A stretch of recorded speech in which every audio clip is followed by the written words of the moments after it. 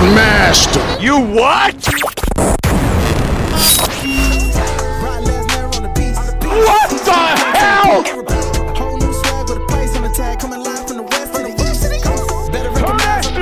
Wash your ass. I get no bitches. Greetings and salutations, ladies and gentlemen, boys and girls of multiple generations. And just because it is a special month, a special time of the year, greetings and salutations to my non-binary and my LGBTQIA plus allies and friends. Welcome to the Gresh Unleashed podcast. I am your purveyor of mischief, Gresh, and this is another installment of the Gresh Unleashed podcast. And joining me, as always, is the queen of mischief, the queen of rebels, Swallow the Bandit. What is going on, Queen Rebel? Hey everybody. Today is actually a good day. I got a chance to hit up to 150 sit-ups so far, which is not an easy thing to achieve. It really isn't. Like, it's actually kind of great. But if you do that and then you doing Russian twist too, it hurts. So I'm still in pain for that. No matter how much I laugh, it still hurts. Like now. Anyway, well, I was able to do that today. Also, it was nice outside, so that was pretty great. It was hot. Get some sun. I got a little bit of sun. I ain't stay out too long. It was hot. It's 92 degrees out here, right? I know I don't like the cold, but I miss the cold. No, I don't. Like, my thing is this: at least if I'm gonna be in some heat, let me be in some heat and I can still breathe. But you know that don't happen out here. Like, not like that. That does not happen. But other than that, it's been great. Also, I got a chance to see Top Gun Maverick. So if anybody who has not seen the classic Top Gun, I recommend you see that first before you go see the second one, which is really good, by the way. I've never seen either one of them in my life, so yeah, it's good. I don't watch content all the time. Like, I'm always working on content, so if I'm not watching, it's like I gotta remember to eat sometimes. So it's like I need people to put me up on game because I'm like, what are you talking about? What is going on? Tell me what's going on. I don't know what's going on, but I do know what's going on today, ladies and gentlemen. We're going to be it's the start of officially TNA Retro Month. It's also it's Pride Month, but we're also going to take it back to the TNA days or the Impact days, because you never know. Because I'm gonna be honest with you, I'm kind of tired of watching modern wrestling outside of AEW. I'm just not. I know I try to keep WWE in my mind, but it's like outside of Roman Reigns. I know it just Cody Rhodes, Seth Rollins. Like, what is there to keep up with? It's like it feels like every time I watch Raw, every time I watch SmackDown, it's literally the same matches over and over and over and over. And for some reason, they kept firing people. I'm like, you need the help. You need help. Why are you firing people? I never understood that at all. So it's like, at this point, instead of me getting on social media and bitching and moaning about what I can't change, I'm just going to move on with my life. And I'm like, hey, what a perfect time, because I believe it is 20 years since TNA came into existence. Now it's known as Impact Wrestling. So 20 years. People thought they was going to die in 4. People thought it was going to die in like 10. And I'm going to be completely honest with you. I'm surprised they survived Hulk Hogan. Yeah. I'm truly surprised that they both. And ironically, fun story, I never heard of TNA until 2010. Like, no, scratch that. 2008, when I accidentally ordered it on pay-per-view by mistake because I was just scrolling through pay-per-view. I think that's when I got into TNA too. It was either 2007 or 8. It's one of the years. That's what I'm saying. Yeah. I stumbled upon it like accidentally 2008 because I ordered it on pay-per-view by mistake. I had to pay it back. Sorry, Pastor. So I had to So I was like, I think it was a sacrifice pay-per-view in 2008. So it was like Kevin Nash and also. So the first people I saw was like, I'm like, this ain't WWE. What is this? So I watched it, this, that, and the third, and I'm like, oh, okay, this is interesting. I never really followed up with it until 2010. So I'm like, and then that was when the Hogan era, then the whole it went downhill after that because they basically did they put it in favor of all Hogan and his friends as opposed to the talent that's been there since day one. So fortunately, I picked for our TNA review to start us off. Obviously, we're going to get to the AEW Double or Nothing. We're going to do a speed round so others didn't get a chance to check it out, but I'm going to get my thoughts on it and the long show that it was, to the point where I was hungover all day the day after. I was drinking so much beverages all day. Trying to stay awake. Trying to stay awake because it literally went to 12:30, 12:45. So I'm What time did it start? It started at 8, but I know they had like the buy-in too. The buy-in was at 7. So 7 friend. to midnight for me because I wasn't gonna watch the buy-in, but then you saw Hook and Danhausen on it, so I'm like, I gotta watch it because I'm not gonna call myself a hooker, but Hook is growing on me. So I'm like, all right, I'll check it out. Checked it out. I ain't started drinking until the actual pay-per-view because I'm like, okay, I'm not gonna drink at 7 o'clock. I'm gonna at least wait to 8:30. So by the time 8:30 hit, that's when the beverages started coming out, the gin and juice, and then all the way to 12:30, I was drinking it. Then soon as the very next day, I'm like, I feel good. I'm like, I'm sorry, but then I said I feel good, but then my stomach said, you thought so, you think not, you asshole. Why are you up right now? Because I get up at my normal time, 7-8 o'clock. As soon as 7-8 o'clock hit, I'm like, no, I think not. So I'm drinking some water, threw that up. Drinking some orange juice. No. Drinking some orange juice, threw that up. Drinking some Powerade, threw that up. I said, oh, you gotta be shitting me. Wow, this messed up. So I spent the whole Monday just recovering. I'm like, oh my God, I can't do nothing. I can't record content because I feel like shit. I said, I'm like, never. If I ever drink again, I'm like, yo, I'm not drinking during the AEW pay-per-view because it seems like every time I do something with the AEW pay-per-view with them long ass shows, they love some shit. Always hit the fan with me the very next day. But we're gonna get to it. But if you are new around here, ladies and gentlemen, this is the Gresh Unleashed podcast, and we are not able to be here without our Patreon backers over on patreon.com/Gresh Digital. We appreciate every last one of you guys for supporting the podcast, whether you are in the $1 tier or the $10 tier. And without you guys, I probably would have gave up on this content creation stuff 2 years ago. That's when the Patreon was created.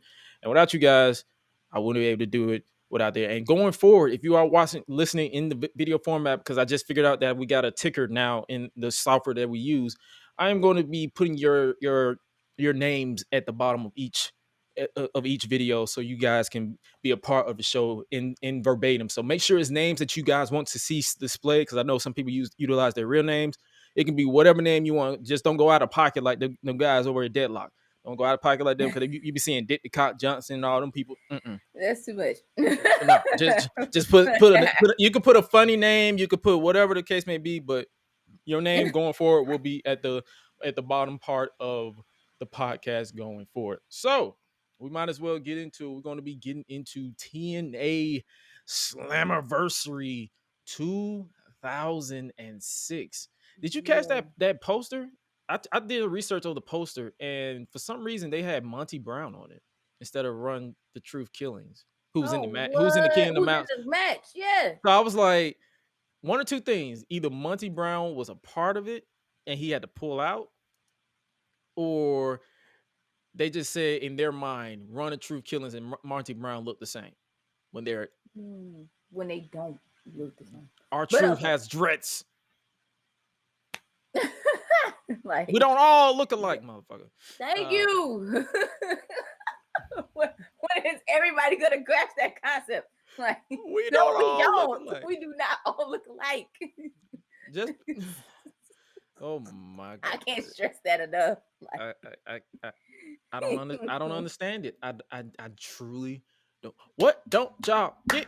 We don't look alike. All right. Anyway. oh, man. So we started off TNA Slammiversary with the opening package.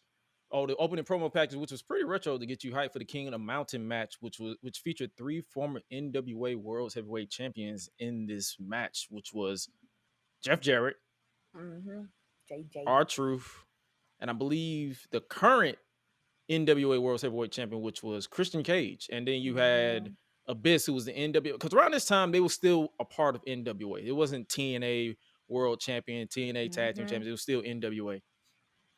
The gimmick for this one is this is the one, or whatever the case may be. Yeah. And I still liked it though, even when I watched it again. I was like, I still like this match.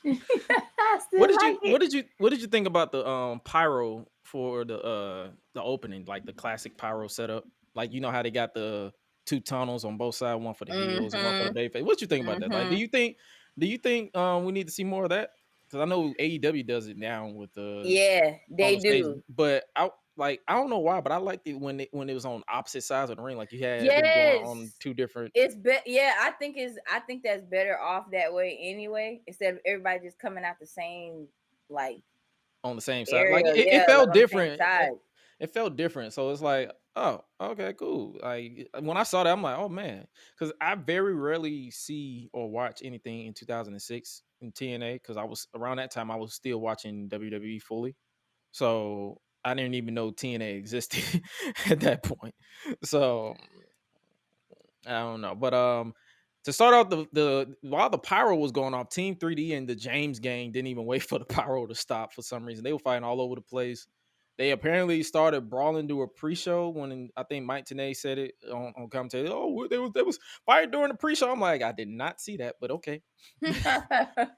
Like, so dang, like, should I really go back to the pre-show and watch that first before I get into it? I don't even think it exists. Dang, I don't even think it exists. So I appreciate them for letting me know, because some commentary teams nowadays they don't even tell us. They just assume, or they say it at the last minute after it's like, they're like, oh over, yeah, this started like I'll give it like maybe like 30 minutes in, and you just like, dang, I ain't know nothing about that. Like, I'm like, oh, okay, thank you for telling me, Jim. So we started off with Team 3D versus the James gang in a bingo hall brawl. Kip James and Billy Gunn still look the same. Billy Gunn / Kip James, because they're the same person. They still look alike. They still look the same, even though he's a little bit bigger. Like, he's buff as shit. Both teams were brawling all over, and Devon and BG James ended up in the LAX arena, and both men got jumped on some wrestling video game shit. I said, wait, because they were brawling in the crowd. Like, the crowd was hyped. I like, it was all over the place, and then out of nowhere, I just saw them getting jumped. I'm like, wait, did someone think this was real and actually jump people? It was just LAX. And then you had a moment where BG James thought he dapped up Conan, and he thought he was about to get a ally, and then Conan said, "Gotcha, bitch!" Bam, and just started. He said, "Oh, you thought? Nah, we." And BG James was like, "Yeah, we got him, Kip." And then Conan said, "We."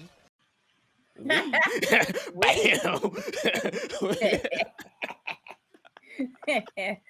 We.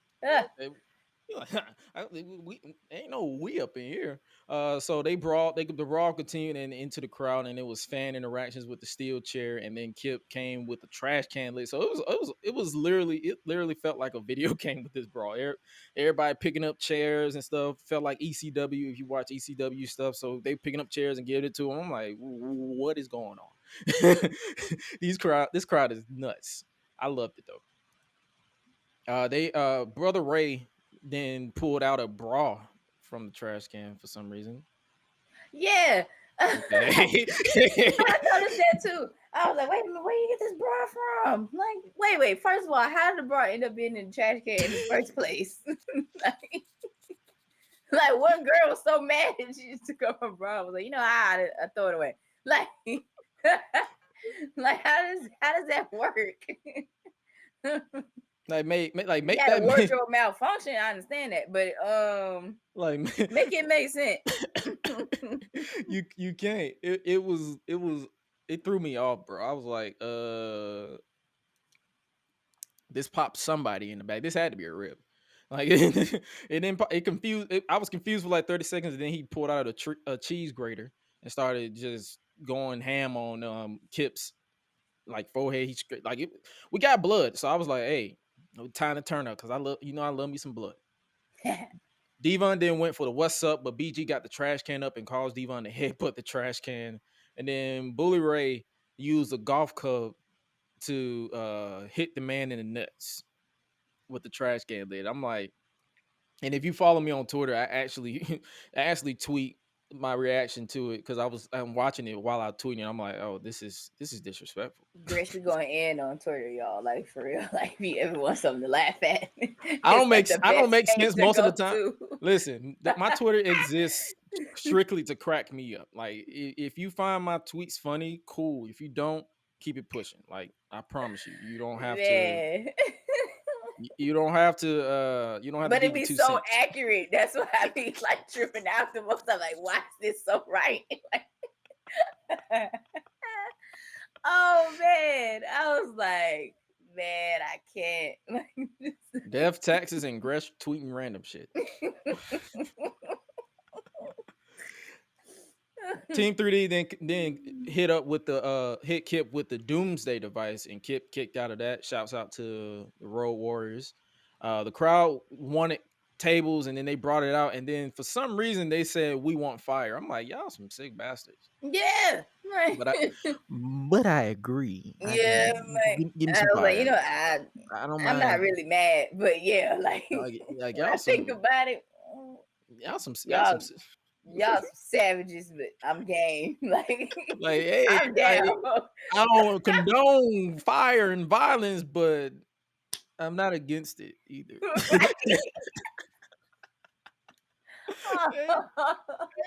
You're gonna love the anarchy in the arena. Like I know you didn't see that match. We're gonna get to it, but you gonna enjoy it. It's like I don't condone it, but I mean I'm not against it. Like hey, do your thing. Do. Obviously, the match progressed, and then Team 3D hit the 3D through the table, and Team 3D picked up the win in a chaotic brawl. I don't know why they called it a bingo hall brawl. I guess because of the whole ECW thing, but it was all over the place. My thirst for blood was quenched within the first 15 minutes of this show, and I'm like, hey, yeah, blood. Then we go to the back with Jeff Jarrett. He cut a promo. We got a slap nuts promo with JB, Jeremy Borash, talking about Jarrett's life and career. Jeff Jarrett declared he will regain the title, and then out of nowhere, Larry Zbyszko came to tell Jeff that he was right about the new face of TNA management is who he thought it was, and they were making a whole big deal about being the face of TNA management. I'm like, okay, this is a Impact gimmick, but we're on a pay-per-view. But anyway, moving on. Then we get a Team Canada versus Rhino match. It was a nice little handicap match. Scott D'Amore is the current VP of Impact. I never had the pleasure of seeing his work as a manager. He was out here talking all that trash about getting rid of Rhino, and soon as Rhino ran out, D'Amore just ran up the ramp like he stole somebody's check or something. And he was like, yeah, let me go that way. It was a typical coward heel manager and client versus the angry meathead. I pretty much tuned out of most of this match. What you think about this match? I mean, no big deal. I was okay. I was just like, yeah, like, all right. Obviously, the match progressed, and then Rhino gored Scott to pick up the win, and the crowd went insane on that gore. Like, they popped for it. I'm like, whoa, okay. Rhino was over as hell in Impact. Makes sense. Then we get a Samoa Joe promo. Joe is interviewed by JB, and he's asked about facing Scott Steiner for the first time. I'm like, this is the first time. I never... Mm-hmm. I remember. I noticed that too. I was like, "Dang, it's the first time they going to." Joe was looking mad young here. Like, why did he get that I'm sexy look? Like, he was sitting there looking like, yeah, no. He's like, Scott Steiner, he has that fuse, and I'm gonna light the match. Man, men trip me out when they do this right here. That jump, I'm like, yo, like you need some chapstick, like just say so. Like Hey, it's plenty in the bag, bro. Like, hey, I know you're a nice chicken head, I hate but when men do that. hey, I hate it so much. I'm hungry for the booty. Like, no. Give me the booty. If you're gonna give me a astral conversation, first of all, stop doing that. Like, that's not gonna work. Cause I'm gonna laugh at you like I'm doing now. Like, I'm like, you goofy, get out of here. Like, you don't get away from me. I can't deal. Like, I just can't. Like, you never been in love like I've been in love.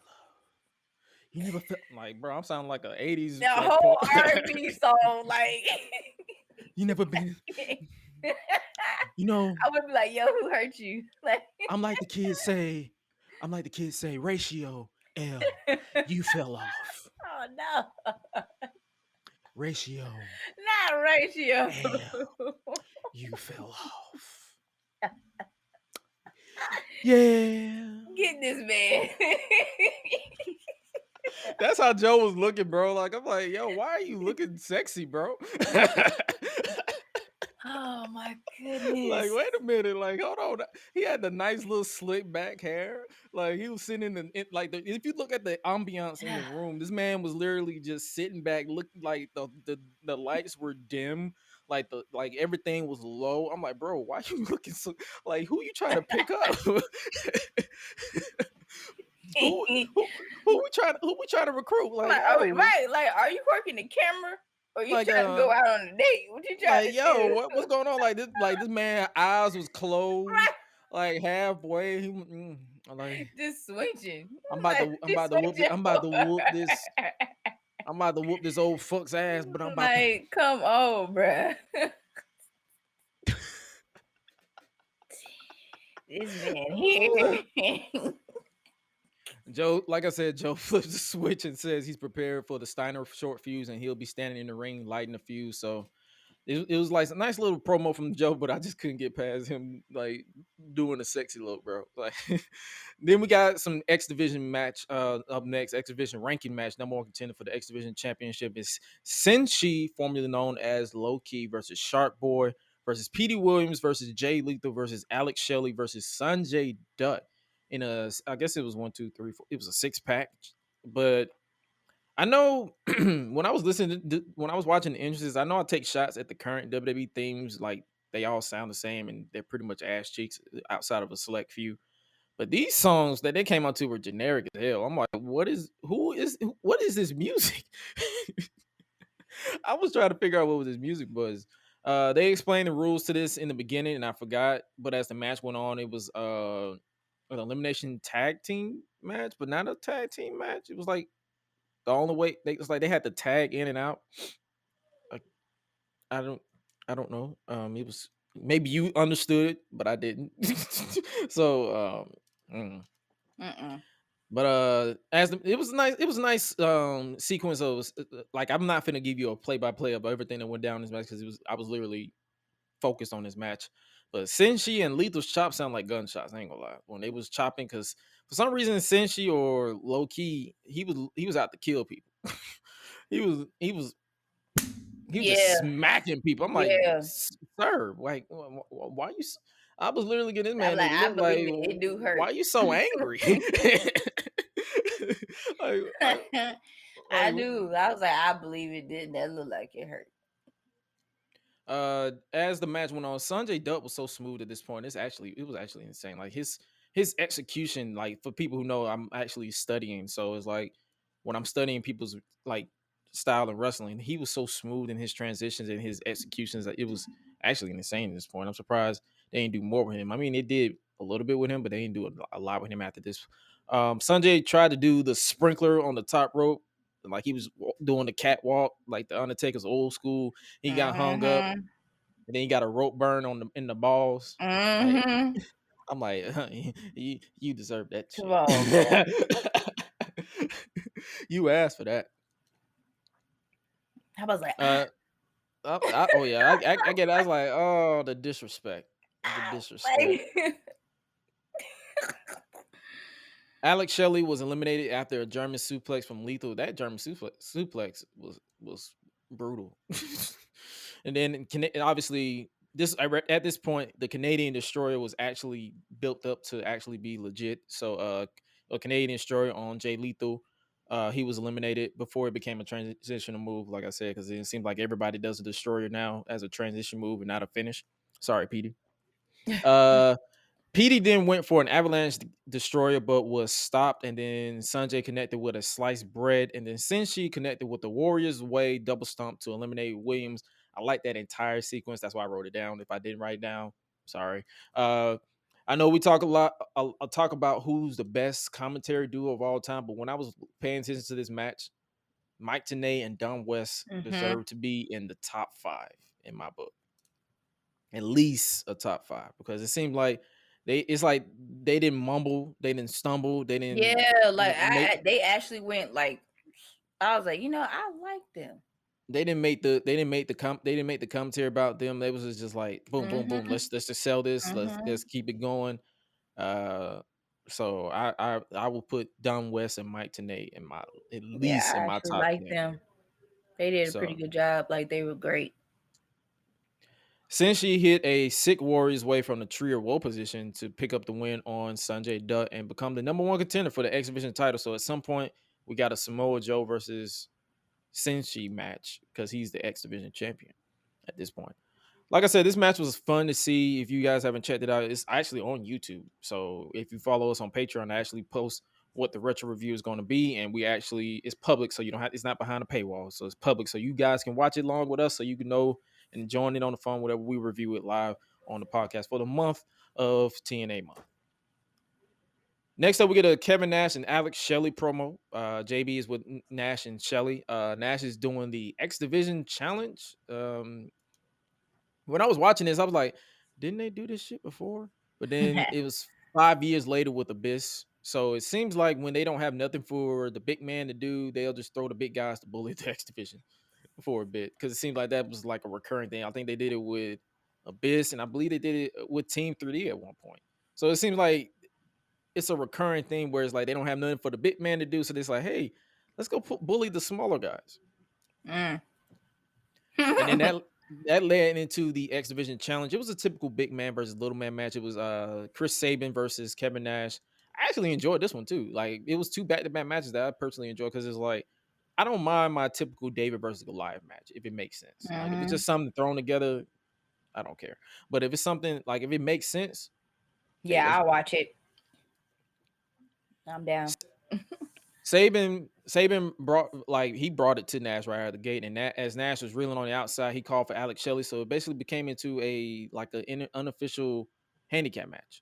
Like, as the match progressed, Nash was actually bumping for Shelley, but it became a opposite of a squash match as I was expecting, and became a handicap match. And did you catch the referee's attire at this point? What the hell was they wearing? I was trying to figure out. I'm like, what? Who chose this? Yeah, I was like, wait a minute. So that's what you gonna wear? Oh, okay. It was distracted for a bit, because I was like, what is this? I'm like, wait a minute. Like, what is that? We can wear that now. like oof. But obviously the match was it was too much to bear for Chris Sabin. Kevin Nash hit the jackknife powerbomb to pick up the win. Like I said, this was a solid match, and this was before Motor City Machine Guns was a thing. So if you were a fan of Motor City Machine Guns, this is kind of deja. If you've never seen this before, this kind of deja vu, because I'm used to them teaming up. I never saw them opposed. Next up, we get an AMW. America's Most Wanted is backstage with Gail Kim talking to JB. The NWA Worlds Tag Team titles are on the line against AJ Styles and Christopher Daniels. And as this match progressed, I remember that this is the match that they use in highlight packages for years to come. And I didn't notice it until I saw the celebration. Gail Kim apparently is a problem for them, and she don't know why, but she can see why she's a distraction. And I ain't gonna lie to you, yeah, she was looking good here. I'm like, I don't mind me some Asians. Like I'm all for my black queens, but hey man, if you're a good looking Asian, hey, I'm looking respectfully. Lord. Next up, Okay. we get America Most Wanted defends the NWA Worlds Tag Team Championships against AJ Styles and Christopher Daniels. It's an 8-month title reign, the longest at that point. This was a last chance for Daniels and Styles because I believe that they've faced them 2 other times, and then they always cheated to win in some way, shape, or form. Oh. During the match, it was Happy Father's Day to Wildcat Chris Harris's dad. So this was actually on Father's Day, and I was like, okay, Chris Harris was a dick, but it was fun. I know Randy Orton's drop kick is talked about being the best, but AJ Styles might give him a run for his money. His drop kick is beautiful and crisp. I ain't gonna lie to you. There was a moment where Daniels hit back-to-back drop toe holds on both Harris and Storm, and it made them 69 each other. And Daniels stomped Storm's face into Harris's ball, and I was like, yeah. When they did the 69, I did utter a pause for a minute. I was like, pause. Hold on. I just had to hit a pause. That's like it happens. AEW was working AJ for a minute until AJ finally connected with some knees, and Styles hit a beautiful Pele kick from the top, and Daniels then came in for the hot tag, and it was like I'm saying, like I was literally paying attention to this match. Like I'll say it at the end, but this was a masterclass for tag team wrestling. If you're a fan of tag team wrestling, and it's like if you're studying tag team wrestling, this is one of those matches I feel like a lot of people should look back on if they haven't already. And if it's not talked about enough, that's a problem. It's the fun thing is it isn't talked about. I don't hear a lot of people like, talk. It's not given a lot of credit. Like, I feel like it's the reason why it's not talked about a lot is because it's a lot of tag team matches that great tag team matches that has happened since. That is kind of hard to. It's easy for it to get forgotten about. But if you look back at AMW versus Christopher Daniels and AJ Styles, especially at the pay-per-view, they went insane. Mm-hmm. Harris went for a bulldog on Daniels, but he reversed into like a blue thunder bomb, but he couldn't get the pin because Gail Kim was being a distraction until AJ pushed her off the top rope, and some random woman came in and took care of her. Commentary was confused. I was confused. The crowd was confused as well. Matter of fact, everybody was confused. Mm-hmm. I need to look up who this woman was because I still don't know who this woman was. What was this? TNA. We're gonna review. We're gonna research live on the podcast because I'm genuinely curious who that woman was. Like everybody was confused with that. Like I'm genuinely confused. Like who was the woman? Like TNA woman mystery. Let me put mystery woman. Let me see it don't say who that woman was, but if somebody know who that woman was, let me know at some point because I don't know if it was what was that lady name who was with Sable in the Attitude Era. I was thinking it was, I forgot who it was. It hold on, let me see. Sable and Nicole Bass. Let me see if it was Nicole. Let me see if it was Nicole Bass. Was she in TNA? Did she? No, I don't think it was her. Nope, no, it wasn't her. So it was some random woman. I don't know who it is. What's up, JNC Gaming? What's up with you? Appreciate you stopping with us live. I don't know who that was. I'm genuinely I'm genuinely curious. But anyway, AJ as the match progressed, AJ hit a massive, phenomenal form. I don't know what it is about that camera angle. It's like a low camera angle where it looked like this man jumped literally halfway across the ring. I know he hits phenomenal forearms now, but that shit was insane. Yeah, AJ Styles has, oh god, like To me, his kicks are just like it. Like in a way, you look and you be like, oh my god! Like I really do like enjoy like just seeing him like do it like alone, just like how Shawn Michaels like when he did his kicks. It's like yes, like it's beautiful. Like yes, please. You Oh got yeah, any more moves that crisp? Like I know you do. Like AJ was. I think Styles is great now, but I feel like he was in peak form here. Like he was everything was crisp. He was hitting the spiral taps. He was hitting freaking like 450s with ease. Like I feel like WWE should have hired him earlier, but at the same time, they didn't miss the ball too much with hiring him now. So I ain't too mad at it. Harris hit Styles with handcuffs around his fist, but Daniels pulled the referee out to stop the pin at 2. Daniels hit a DVD on Harris and Styles a standing somersault for 2. So they was acting like a legit tag team. At one point, I thought they was like a makeshift tag team, but they was literally hitting moves left and right. I enjoy this team. Daniels hit Storm with a low blow with the referee distracted, but then Harris took out the referee. So it was just a whole bunch of stuff that I ain't have time to process at this point. Storm went for a beer bottle shot on Daniels, but he accidentally hit his partner instead.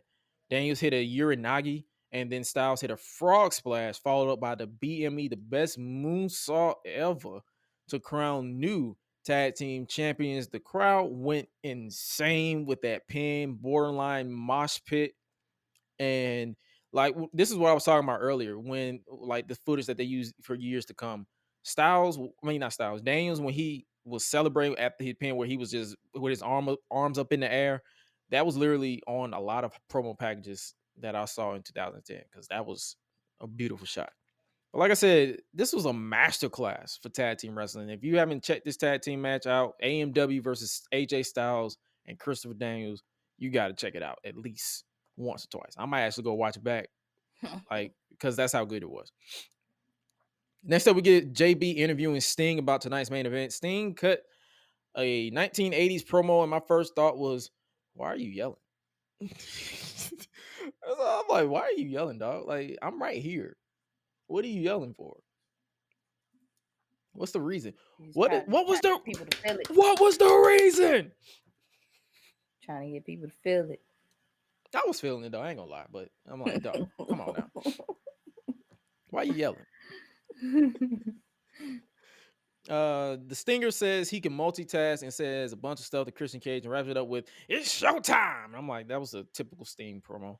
Then we get a look back at the history of TNA. They did a lot of good stuff in the first 4 years of their company, if you ask me.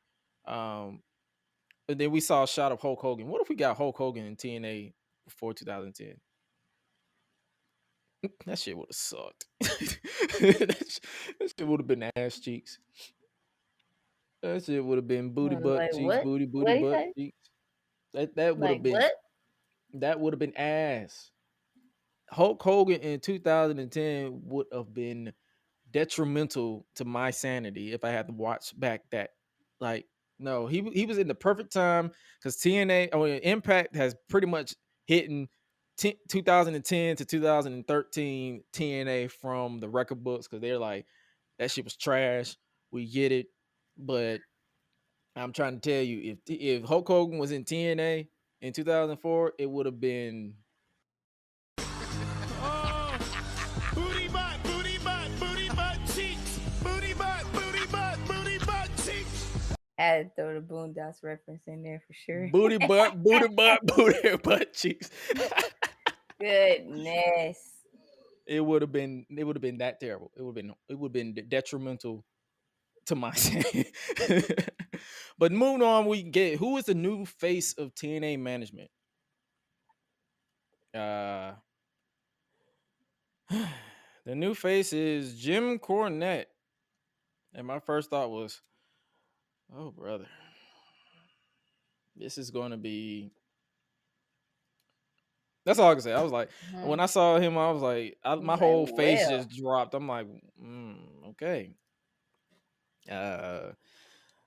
This is the era of Jim Cornette in charge of TNA. Okay.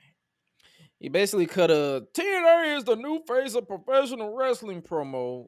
He's tired of looking at the old. It's like when he was like he's tired of looking at the old face of wrestling, and I'm like, is this AEW? Cause don't they say that same shit? Was it a lively promo? Yeah, sure. Did I care? Hell no. I was like, I'll watch it, see if I get any like audio bits, but I didn't care. It's a new day in TNA. TNA, TNA, TNA, TNA. Like, come on, guy. Just say TNA. You ain't gotta say it like that. TNA, TNA, TNA, TNA, TNA. Oh, TNA, man. TNA. That's gonna be a ringtone. Like, Probably. if it ain't already. I'm pretty sure somebody's gonna snip it and send it to me. JB interviews Scott Steiner next. Don't you call that half-breed Samoa Joe? You call that fat bastard Sloppy Joe. I'm like, Scott. This is a Scott Steiner promo. This is a typical Scott Steiner promo. He mentioned Triple H, Goldberg, John Cena, etc. He's like, I beat all these guys. I'm like, Scott, you didn't beat Triple H. You lost. Right, you lost. Let's not forget. So basically, Scott Steiner hates Samoa Joe for being a half-breed and for being fat, while Joe just doesn't give a shit about Scott Steiner in general. That's literally the premise of this match. They don't care. No, next of course not. Next up, Samoa Joe is undefeated still at this point, and Steiner was rightfully a heel in this one. He was not miscast like they did in WWE, where he was a babyface when his gimmick is literally a dick. So he should never be a babyface with this version of himself. Steiner and Joe was doing some amateur wrestling with Steiner getting the advantage until Joe spit in Steiner's face and all hell broke loose. He was like, "Oh, well, you gonna spit in my face? Well, let's." It got personal. As the match progressed, Steiner showed off his strength. He powerbombed Joe, and when he went for the pin, Joe instantly locked in a triangle choke. And I'm like, "Yo, this is actually a house fight." I don't mind this. I was expecting it to be sloppy. I don't was like, mind this. I was expecting it to be. I was expecting it to be sloppy.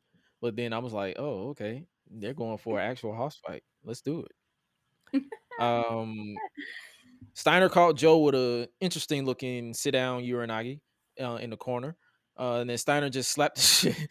Like as the brawl went to the outside, Steiner went for a chair and he slapped the shit out of a fan off camera. Like everybody was like, "Oh!" So I already know he slapped the shit out of him. After Steiner cracked Joe with a shot to the skull, he got back in the ring at the count of 9. So I'm guessing the ref during the premise of the match, he was like, "Okay, I'm not going to DQ you. I'm just going to count you out." I'm trying to count you out. But Joe hit the babyface thing and actually rolled in. Both men exchanged blows before Joe caught Steiner in the clutch, but Steiner gets out of it with a backwards kick, low blow, basically.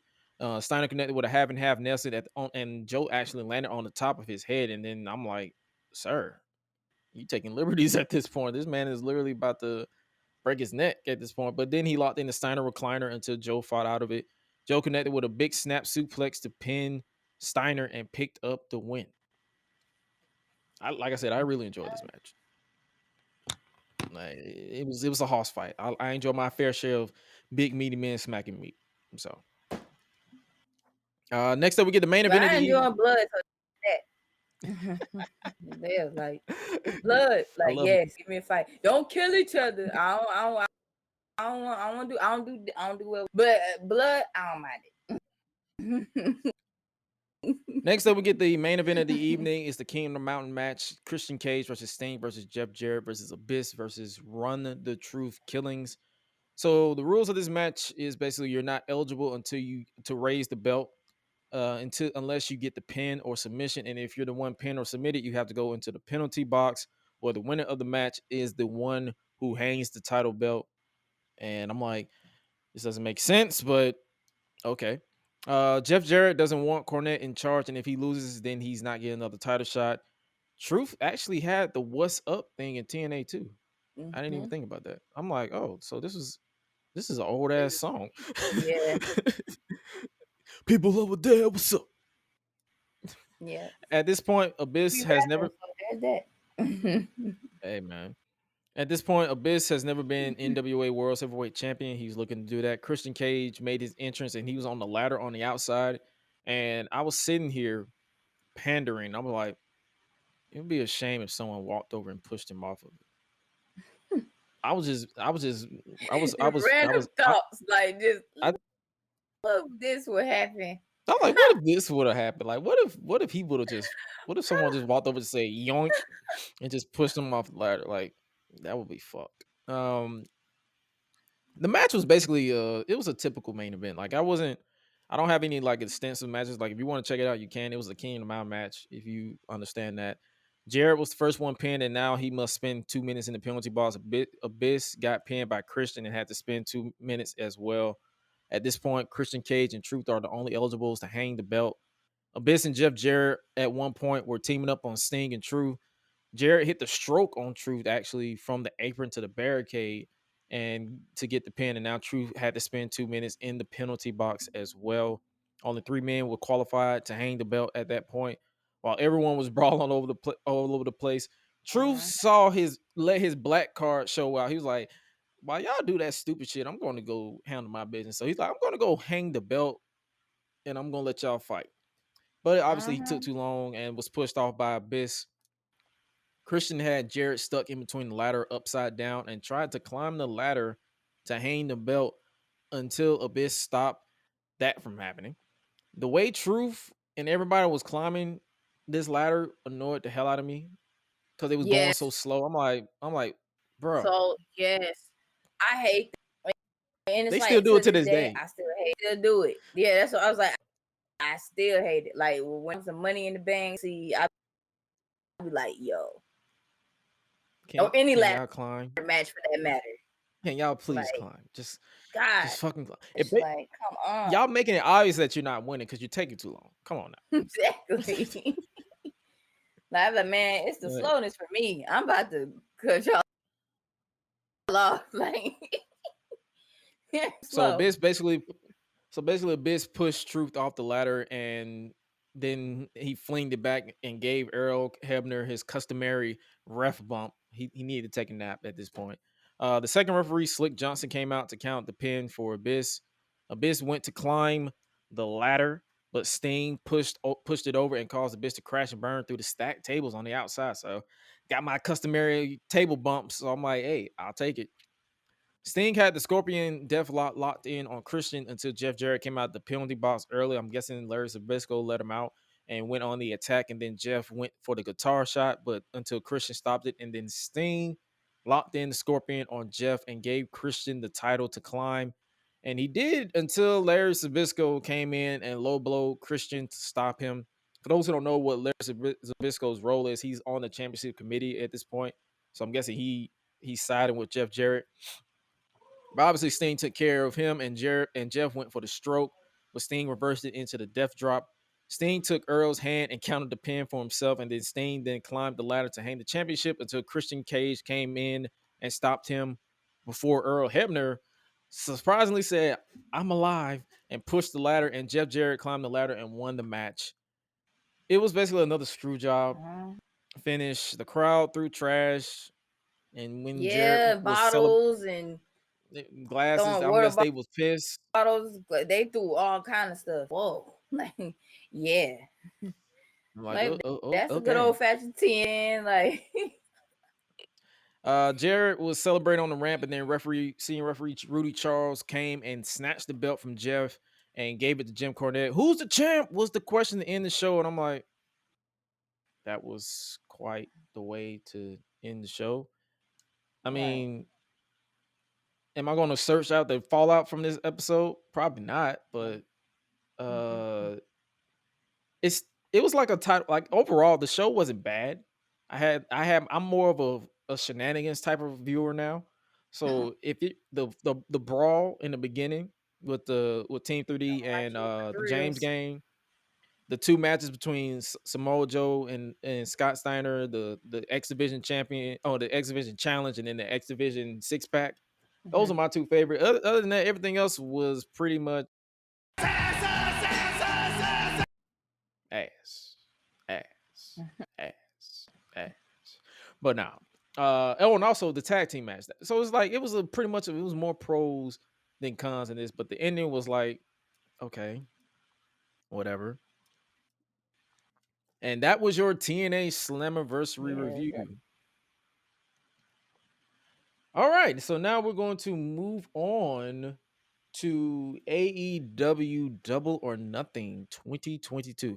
As I said, Swella did not watch the show. She was recovering from her own Sunday shenanigans. And if you're looking for a full breakdown, it's Thursday. You should have seen the show already. I'm trying to get to the Dynamite part, so you should have seen the show already. Come on now. Dynamite. I did That's watch Dynamite. That's what I'm saying. I'm like, we're just gonna pull the results out because we did the review last week. To even watch Dynamite, because after I did all that stuff, I was looking like, whoa, okay, and then, yeah, we'll get to it. So for Hookhausen defeated Tony Nese and Mark Sterling by pinfall in the pre-show. Then we started off the show with Wardlow defeating MJF within 7 minutes and 30 seconds. It was literally like it was power bomb. So Wardlow is officially, and without a doubt, he is all elite. He is now officially back on the AEW roster. Officially. Okay. Officially. Like, he was obviously signed. Like, ain't no way they not finna sign this man. Officially back. He's officially all elite. Wardlow is all, he got the graphic. Tony Khan had to get this man the graphic so it could look official and all that good stuff. So you know how that is. Okay. Got his outfit on. He ready to go. Got his hair slicked back and everything. Next up, we had the Hardys, Matt and Jeff Hardy, defeating the Young Bucks it was a typical Young Bucks match. Like, if you rock with it, check it out. If you haven't, Jeff was looking kind of busted during his match. I'm guessing his match. I guess he was reportedly banged up from his Darby match, that no DQ match that he had with Darby. And I'm gonna be honest with you, Jeff, I rock with you, man, but it might be time for you to sit down, bro. you might have to go kind ahead and hang up the shoes. You might have to go chill, bro. Like, it was rough, but it wasn't bad. But when I watched it back, it wasn't as bad as I saw it live. But it was rough. What was it like? Was it just like the endurance? Like, was it? He was hurting. He was hurting. That makes sense. He was hurting. Yeah, you could tell he was still hurting. Like, in certain parts where he was like, yeah, you hurt. But they went nearly 20 minutes, and it was a solid match. Next up, we get this match. It was Jade Cargill defending the TBS Women's Championship against Anna Jay. Was it a picture perfect, like a crisp match? No, it was solid. It was Jade. I can tell you right now, Jade is getting much better, better. Like, it's not even. I love Jade Cargill. I don't care what nobody say. And this color right now is giving me life. And I plan on coloring my hair, so y'all stay tuned for that. It ain't gonna be green. It's gonna be another color, but. Yeah, I can't wait. I've been dreading it for so long, but just stay tuned. It's gonna happen. I can't wait. But during the match, Mark Sterling made his way to ringside with a crutch in hand and argued with the referee. Jay performed like a leg sweep on Cargill with the crutch for a near fall. I guess as the referee distracted.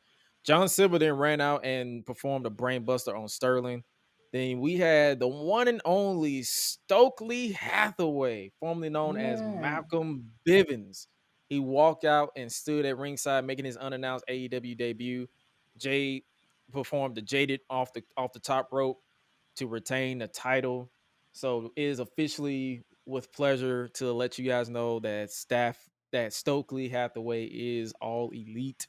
This man, he was released a month ago from NXT. He was a part of Diamond Mine. This man was This man is like, people don't understand.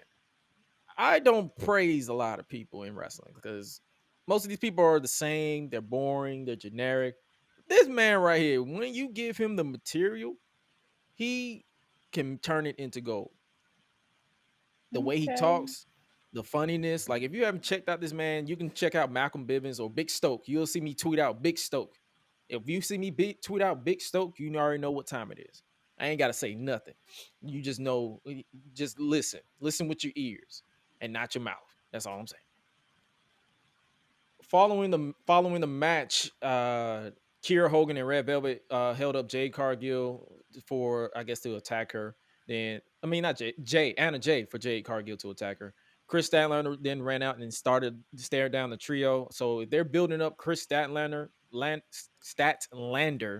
for the TBS title. I'm all for it because Chris is one of those underrated baby faces that you should always look out for because she's improved. She's no longer an alien. She's literally just a badass from Long Island. Then it was obviously outnumbered, but then they were interrupted by the debuting Athena. She also made an unannounced AEW debut. She aligned with Jay and Statlander. So Athena, formerly known as Ember Moon, from WWE, is now a part of AEW. And hey, man, I'm all for it. I enjoyed it. The next match was the trios match. Death Triangle versus House of Black. And this match was insane. This match was insane. Like, if you like, I'm giving Swella on live to tell her what matches she should check out and what matches is not really, like, if she's not really into it. This match looks good, actually. Yeah. It was, like, I'm trying to tell you, it was. So the match was basically back and forth all over the place until Pac performed a 450 on Black from the top rope. Apprehensives distracted the referee while Pac took advantage and hit Black with a low blow. Pac went up top for the Black Arrow, but then the lights went out, and when it came on, Julia Hart was standing in the ring and blew mist in the face of Pac. We finally got the conclusion to this long ass story where they was she going to join? Was she not going to join? Malachi, hear me clear. The squirts worked. You squirted in her face and it worked. It worked. She is now a part of the dark side. The squirt worked. And if you thought anything else, get your mind out the gutter. I'm talking about the black mist. If you're thinking about anything else when I say squirt, that is your problem, not gross. mine. You're gross. Your mind is in the gutter. You should be ashamed. Shame. Gross.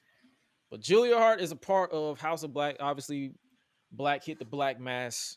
I don't even call it anything else. I call it the Black Mass because they haven't given it a name, to pick up the win. And after the match, Hart celebrated with House of Black becoming the stable's newest family member, finally leaving the Varsity Blondes.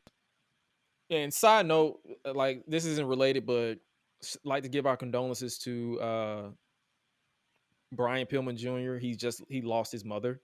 Oh, wow. She was actually on Dark Side of the Ring, the Brian Pillman story, and she was on there, and she was actually on the road to actually recovering and like rebuilding her relationship with her kids. So hopefully we just sending out positive thoughts and vibes to them, and hopefully they are actually trying to heal with that, and our condolences with them in that, because losing a parent, let alone both, is rough. So I couldn't even imagine losing my mom. So condolences to you guys on that one. Next up, we get the Owen Hart Foundation Tournament Finals. These were matches. They weren't bad, but they couldn't. It didn't feel like this was at the point now, because I think this show was reaching like 2 hours or 3 hours at some point. And this was one of those matches where I was like, okay, this is a fun match, but I didn't really. And I was pretty much drunk at this point. I was 2 drinks deep. Gonna say that's when it kicked in, huh? Yeah. Oh, it kicked in during the first match, but it really kicked in. I'm like, okay. So Adam Cole defeated Adam Cole defeated Samoa Joe by pinfall to win the men's Owen Hart Foundation finals. And then Dr. Britt Baker DMD defeated Ruby Soho by pinfall in the women's Owens Hart Foundation tournament. And I'm like, Ruby could have needed this win more than Britt, because Britt is already a made woman who need to start making other people. Like, but I'm like, I'm not finna argue with people over this shit. So I'm like, whatever. Then we get the America's Top Tag Team versus Frankie Kazarian, Sammy Guevara, and Ty Conti. I ain't gonna lie to you, the game was on. Game 7. Celtics are in the finals. I didn't watch this match. I didn't care to watch this match. American Top Team. I literally had this match on mute, so I had Double or Nothing on, and I had the game on. So when this match was on, I muted this match and I watched the game, and Celtics won. And now the TNT title, Sammy Guevara and Frankie Kazarian cannot challenge Scorpio Sky for the TNT title ever again. Keep Sammy, Tay, all these people off my TV screen. I don't care to see them ever again. Let's move on. This next match, it really didn't. It was a fine match, but it could have been on Dynamite. Kyle O'Reilly defeated Darby Allin by pinfall in about 10 minutes.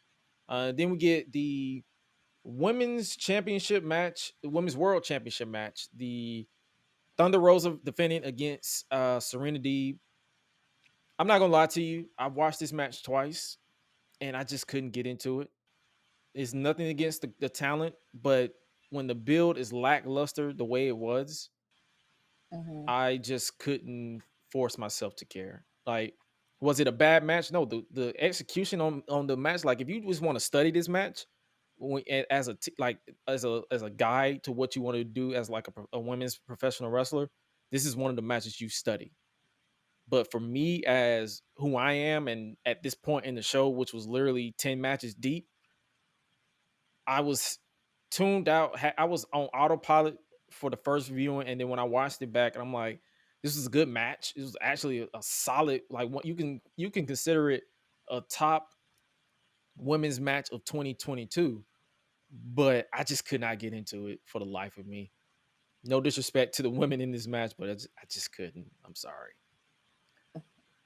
Next up, we get one of the matches that I was actually enjoying. Justin Roberts said it best. Shit's about to hit the fan. Shit's about to hit the fan. Anarchy in the arena. John Moxley, Bryan Danielson, Santana and Ortiz, Eddie Kingston versus the Jericho Appreciation Society. And when I tell you, this is a match, like, if you are a fan of shenanigans, this is a match you go out of your way to check out. It's so much. Like, I did not even bother writing notes for this at all, because I wasn't taking notes about this whole show. I was drunk as shit. But I was drinking enough. I took another shot during this match, and it was watching this drunk is euphoric. That's all. This was a fun match. It was a bloody encounter. It was a bloody affair. The ending of the match, basically, Jericho applied the walls of Jericho and Danielson, while Hager choked the Danielson with the table. Bryan Danielson passed out. Thus, Jericho Appreciation Society won the match by a TKO. Like I said, it was a solid match. It was chaotic as hell. So much going on that if you watch it, this is one of the matches I like. If I tell you, I'm telling slow as well. Watch this match live. Watch this match first, and you'll be fulfilled. It was 22 minutes of just pure freaking chaos, literally. Next up, we get the triple threat match for the AEW World Tag Team titles. It was Swerve in Our Glory. I don't know why that's their name, but it is what it is. Keith Lee and Swerve challenging Jurassic Express, Jungle Boy, and Luchasaurus versus Powerhouse Hobbs and Ricky Starks in a triple threat match. I for sure thought Jurassic Express was going to lose, but they didn't. So, I mean, it was a match. And it was fun. Like, it's like, I feel like the Anarchy in the Arena match, the 3 match, and the main event were the best. Like, it woke me up after the 3 matches I blacked out on, which was the 6-man mixed tag and the 2 matches. That was just me. But Jurassic Express defeated Keith Lee and Swerve Strickland and Team Taz to retain the titles in about 17 minutes of pure anarchy in a tag team match that you can expect. Swerve is the coolest mofo I've ever seen. I wish I could meet him one day. Keith Lee, he reminds me of my uncle to this day because he has that essence about him. And Ricky Starks, the future, Powerhouse Hobbs, the future.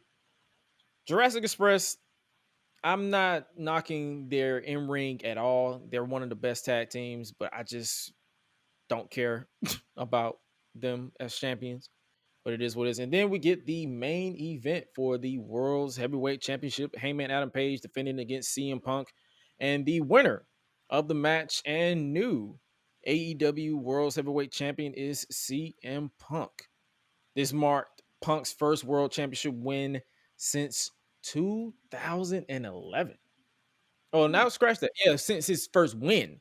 He hasn't been champion since 2013, I believe. Oh wow. It's been a Been a minute. while. So, but while we switch over to the AEW Dynamite review, Swallow, what was your Sunday like? Like for real. What was going on with you? Dude, bruh. I can't believe I gotta talk about this. So one of my cousins got married. My dad's my dad's my dad's niece. She got married. I'm gonna tell you how this. It was fun. I will say that. It was fun. I had fun. It was like a wedding, and then all of a sudden it went from being a wedding and it turned into like a family reunion. So like I saw like all my dad's sisters. I saw their kids. I saw their kids had kids. I mean, it was just like, oh my gosh. Like I had so much fun though. I will say that. That's for sure. I had to be a bridesmaid, so I had to wear my bridesmaid's dress, which was pretty like cool and awesome at the same time. I think like for the very first time, my cousin like really got a chance to see like the other side of me, like coming like out of my tomboy phase a little bit. But she knows like I'm always gonna stay like that. That's not gonna change. But anyway, other than that, I mean, it was fun. Like the food was good, but we had to go like where we went. It was like a banquet hall where we were at, and we had to be like an hour. It's like an hour away from over here, and I was like, whew, it's far. But I do know one thing: we were heading back to come home, dude. When I tell you there are no street lights. Like, oh my gosh. I was like, You thought you was in the episode of Stranger Things? Bro, I was scared for like a second. I was like, yeah, we gotta hurry up and get up out of here. Like That lets you know you's a nigga. Like ain't no we as like, niggas, we do not do dark. Like I don't care. Like I don't care what nobody tell you. They try to hype you up, say, "Oh, you scared of the dark?" You damn right, because I am a black man in America. I'll be thinking somebody about to kill me. So don't no. Shit. I had so much fun though. So I did enjoy the food. Like I enjoyed like all the dances that we had. Like it was really, really nice. Their wedding dance was really nice too. And when she got a chance to dance with her dad, that was pretty awesome too. Like we had some little teary moments, but it was fun. Like I had a blast though for real overall. It was definitely different because, like I said before, I've never been in no one's wedding. I've been to one, but I've never been in one. So I will say it was a pretty cool experience. I will give it that. When I came home, I really didn't go to bed. Honestly, I didn't go to bed until how many drinks you had? Oh boy, was about as many as mine. It might have been that or more because we were already like pre-gamed before then. Like we already had like a little bridesmaid moments and stuff before we even did that. Like we got our little gift basket. We got like a robe. They got our own name on it and stuff. Dude, oh my gosh. Like the only thing that really helped me out a lot is the fact that I was eating. Like that helped me out a lot. That was you. No, that was actually one of the bridesmaids. Like, it didn't get that far. Like, it's which is crazy. But dude, like, I mean, like, it was lit. I will say that it was lit. Everybody was turned. So we had a ball though, for real. Like, I took a nice hot shower, dude. I stayed up even more. I was like watching stuff from like UFC. I stayed up for like a long period of time. I didn't go to bed till like 2:30. Actually, really 3:00. Let me just kill it right now. It's 3 a.m. is when I went to bed. I stayed up for a long time. I was like, why am I not asleep? Like, and then the next day, all of a sudden, like, and my brother, we went to go see Top Gun Maverick. So I paid tickets for that, and my dad wanted to go see it anyway. I said, yeah, let's go see Top Gun Maverick. Why not? Like, that's like one of my, anyway, like, yes, please. Like, I don't mind going to see it. Top Gun. It was Gun. And then Top Gun is the first one, but then the new one they put out for this year, because I shout out to Tom Cruise. Thank you for putting this movie out. Really do appreciate you. It was really, really good. It really was, for real. Like, when you talking about like the sequel, it was good. It was past good. So it's like I really enjoyed that movie. Like, I love movies like that when you have a classic and all of a sudden you kind of like continue it on, like it, and you do it right.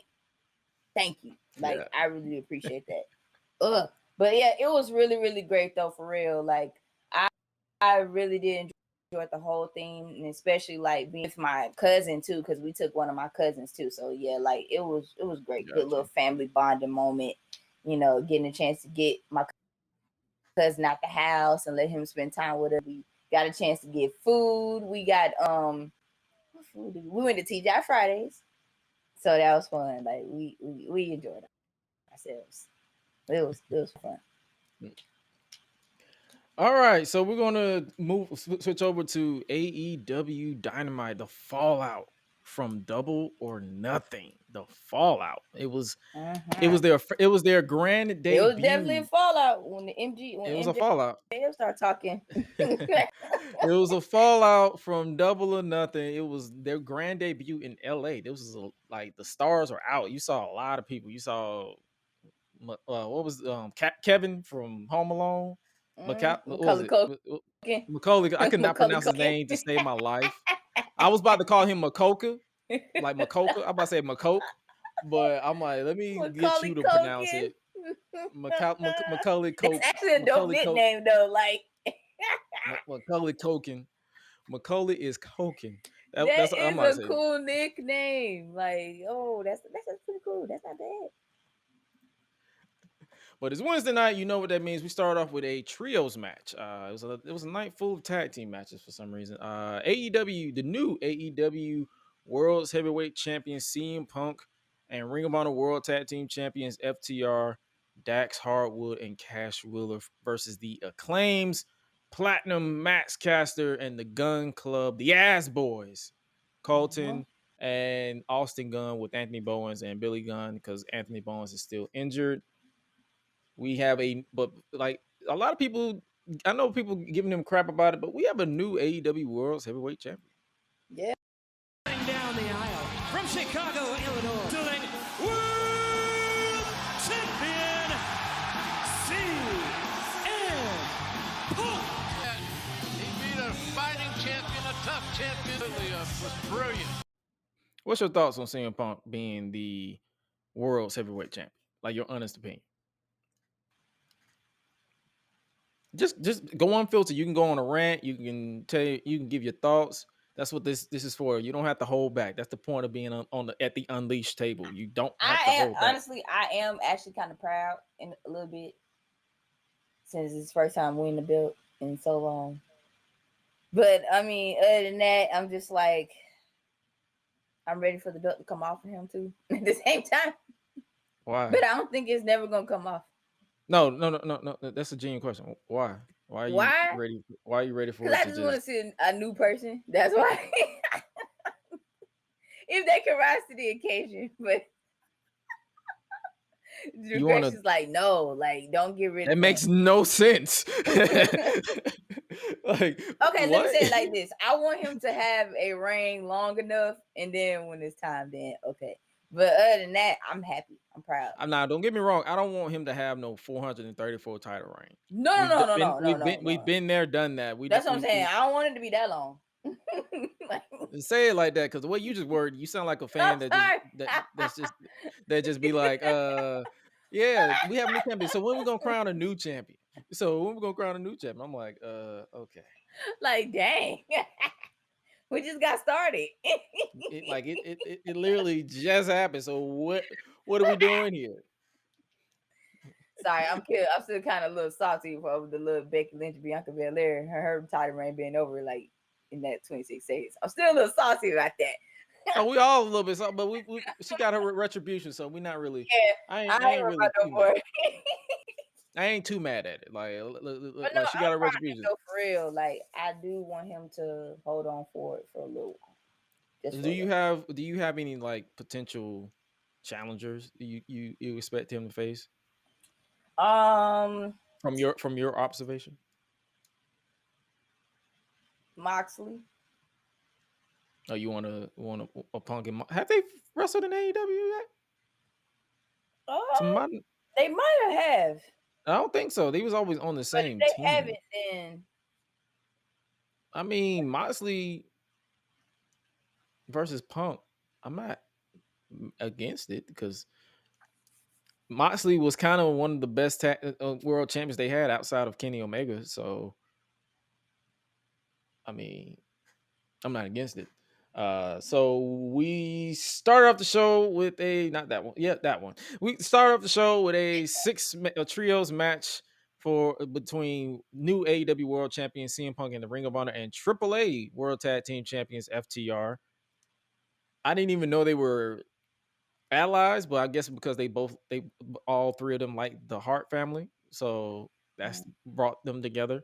What did you think about this match? It felt like a solid trios match for me. It did. Like I actually like this one just to start off alone, because normally sometimes it's like when I try to watch a match, and especially like if you got like tag teams involved, I try not to fall asleep, to be honest. But other than that, yeah, like I really did like this match though, for sure. Just the fact that what got me was when the Gun Club, like when they first like came out and dude was like really just trying his hardest to like spit bars. I was like, dude, come on. Like, you talking about, I'm gonna make you pay like Amber Heard. I was like, oh, we're gonna get into that. Don't worry. When we get to the chop it up segment, I'm gonna talk about that too. But anyway, all right. But yes, like I was like, oh, okay, like all right, I see what's going on here. But eventually, like I did enjoy it though overall. I was like, okay, like this is actually not that bad. And you had a moment where CM Punk was he kind of tripped during the but then I be laughing at people who be like, oh, he's lost his step. If you study and you actually paid attention to CM Punk's work, he was never a crisp person. He never gave me the vibes like I'm going to script my match from flow to flow. Like if I mess up, then I mess up. He never did that. He's more of a, hey, we got to go with the flow. So if he trips, he'll turn it into a story and just go with it. So when he tripped, and then he went for the diamond elbow. He said, "I'm sorry" to the crowd because they let him know that he fucked up. So he was like, "I'm sorry," and he got back the crowd back, and that's what CM Punk is as a wrestler. Like people, I guess because he talked all this talk during the original pipe bomb in 2011 about this, that, and the third, that people put him under a microscope. I'm like, bro, that's the past. I never want to hear y'all talk about that shit ever again. It was good for what it was, but y'all ain't got to keep bringing it up every single time.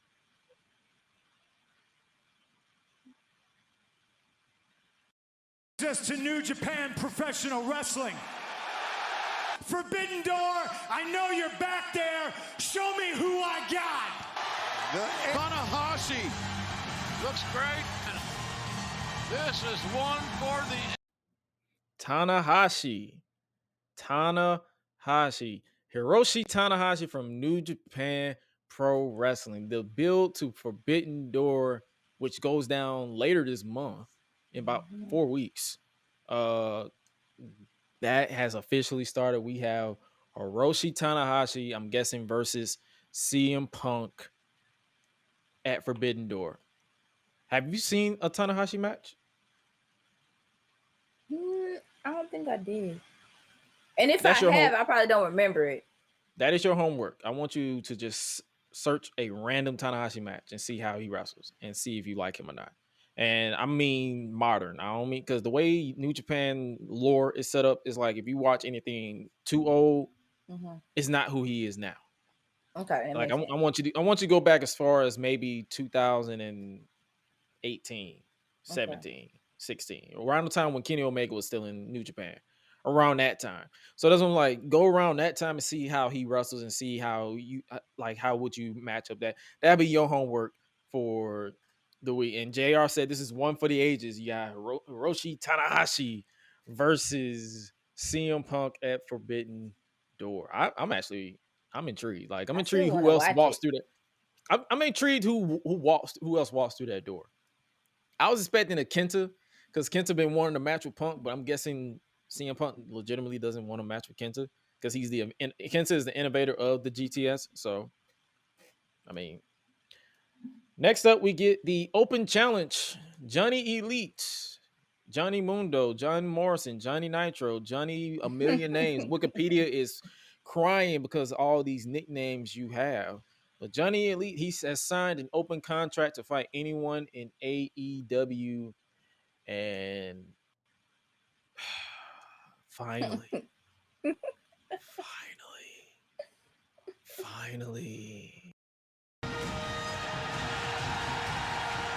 But for him, now residing in Nashville, Tennessee, the Redeemer.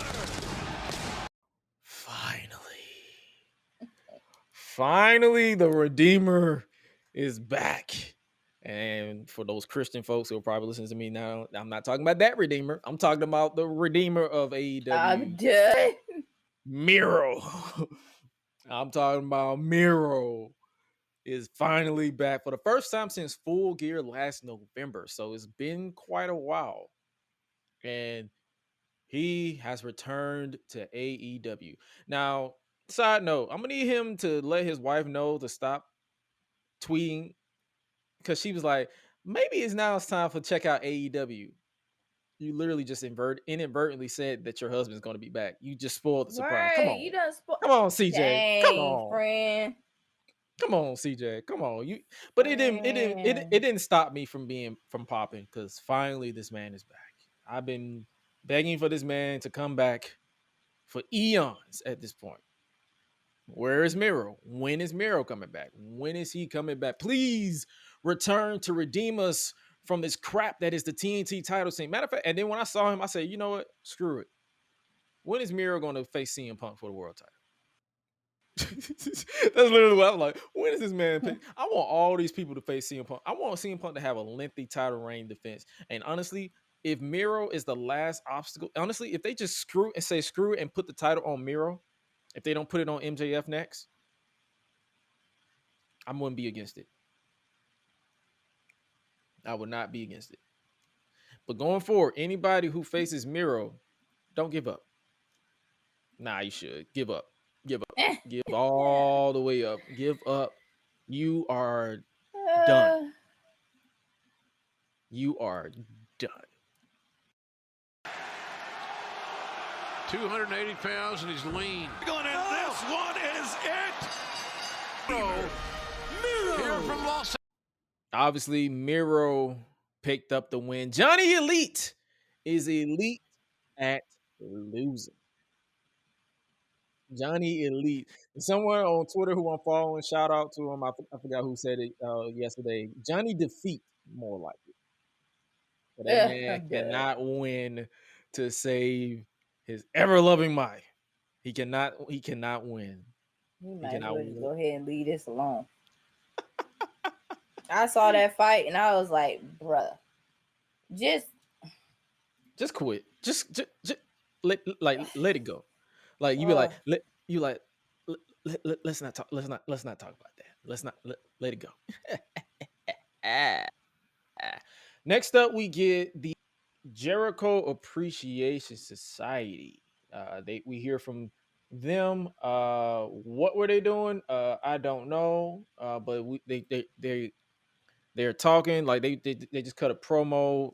It was basically Parker was like, at Double or Nothing, we dominated Anarchy in the arena. Therefore, AEW Galaxy appreciate us. Is appreciate us their form of acknowledge me? That's what it sounds like to me. I'm like, acknowledge me, appreciate us. It doesn't sound the same. I'm sorry. Menard said, Daddy Magic wants to know Double or Nothing. Did you see it, huh? Because if you did, you know right now that we're the Princess of Pape because no one does it better. Matt Menard is I like his promo style. He's cool. And then Jericho said, I know you all wanted to sing, but you don't deserve it tonight. What you deserve is the winners of the Anarchy in the arena match, the Jericho Appreciation Society. But winning that match was not without its price. That psycho Eddie Kingston comes to the ring with a gas can, pours gasoline all over me and wants to light me on fire. And I'm like, please, dude. And then he asked the question. He said, what kind of man burns another man? You, Right. Kane, The Undertaker.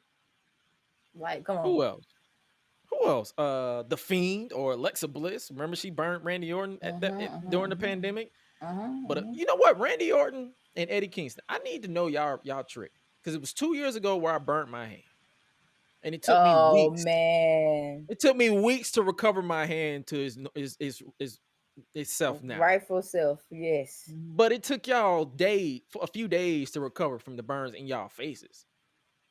What's the trick? I would like to know. Because I'm starting to think wrestling isn't real. Like, how you do that? How? In all seriousness, we know it was prosthetics. So we're trolling. We're trolling. It was prosthetics. It wasn't real fire. It was ain't prosthetics. No boy. It was prosthetics. Let's do that.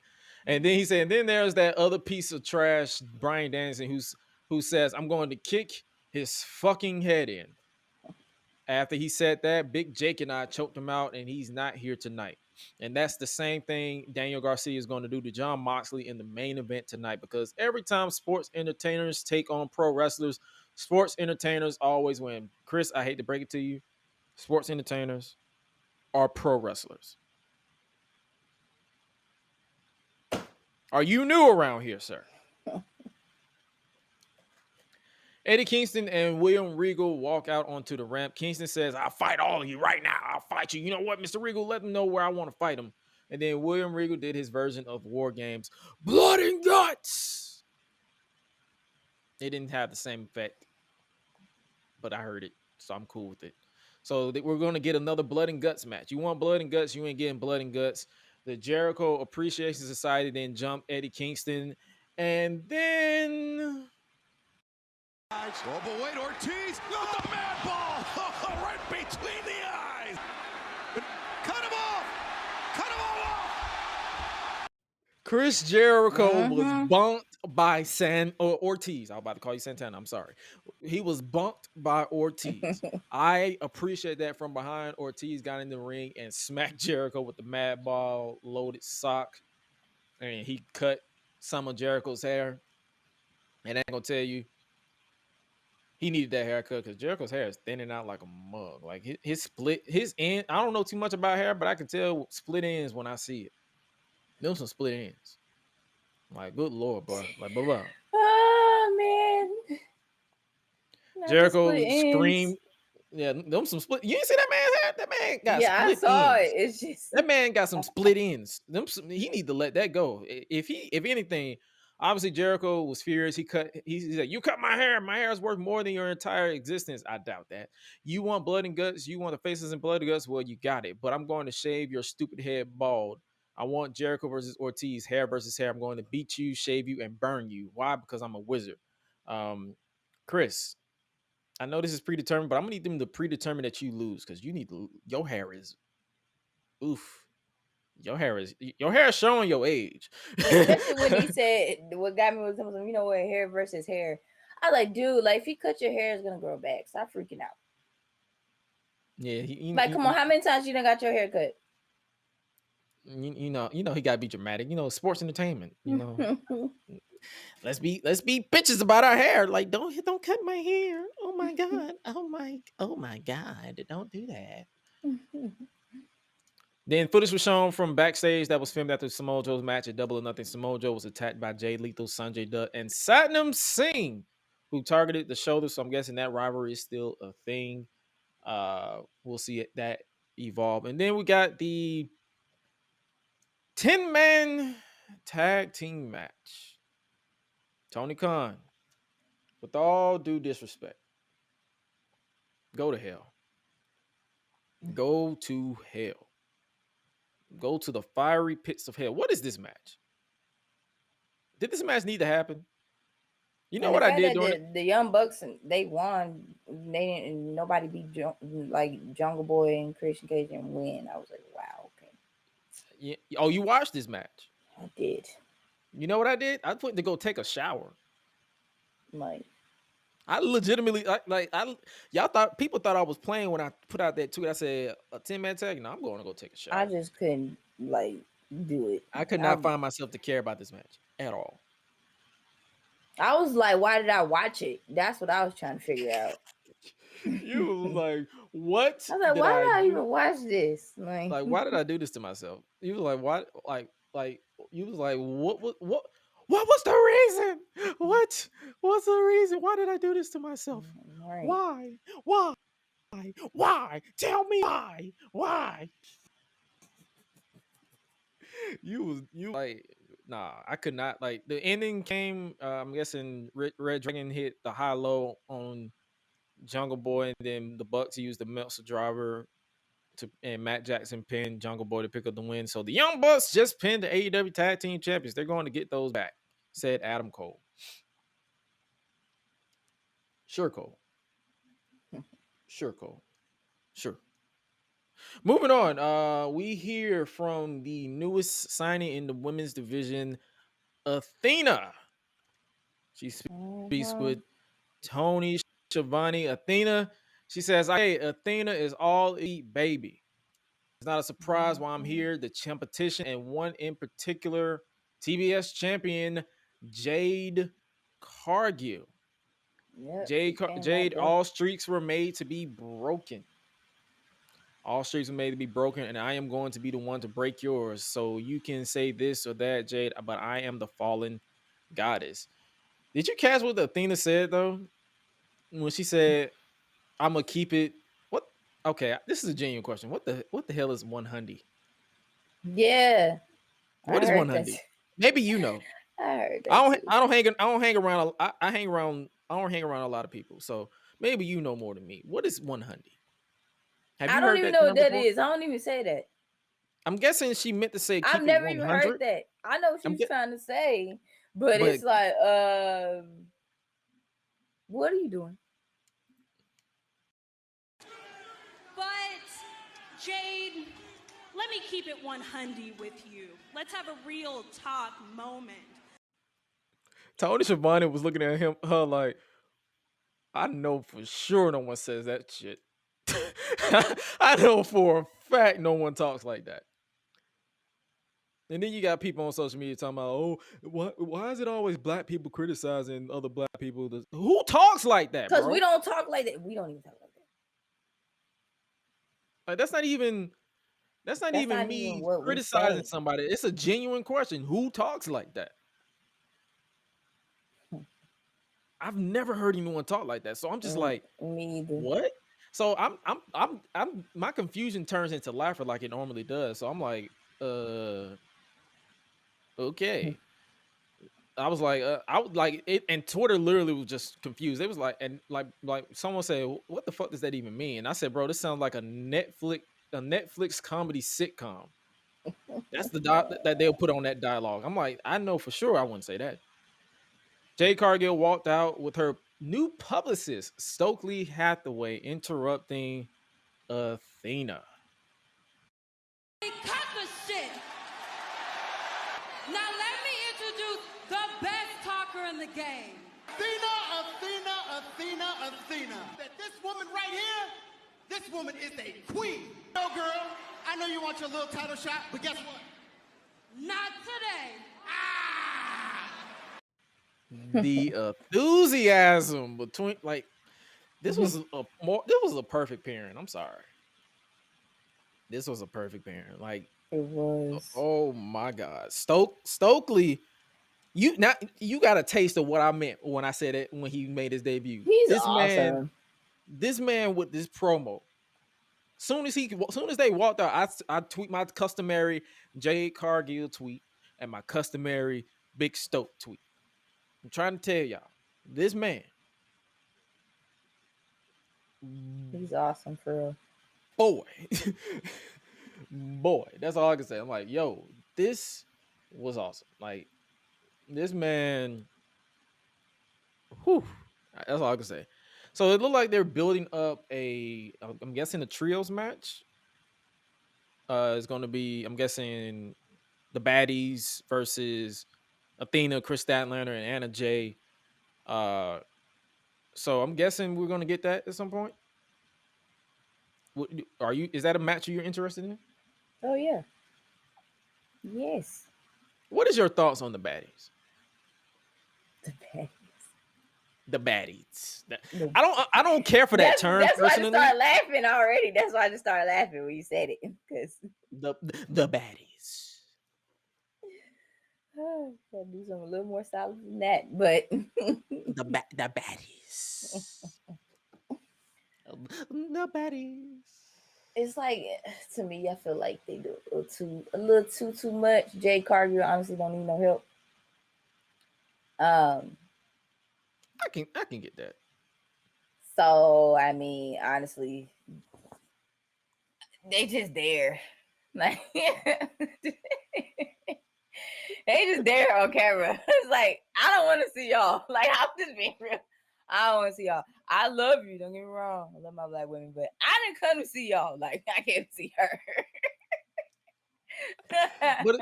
but from a analyst point of view, do you think, like, I want them to have an opportunity though?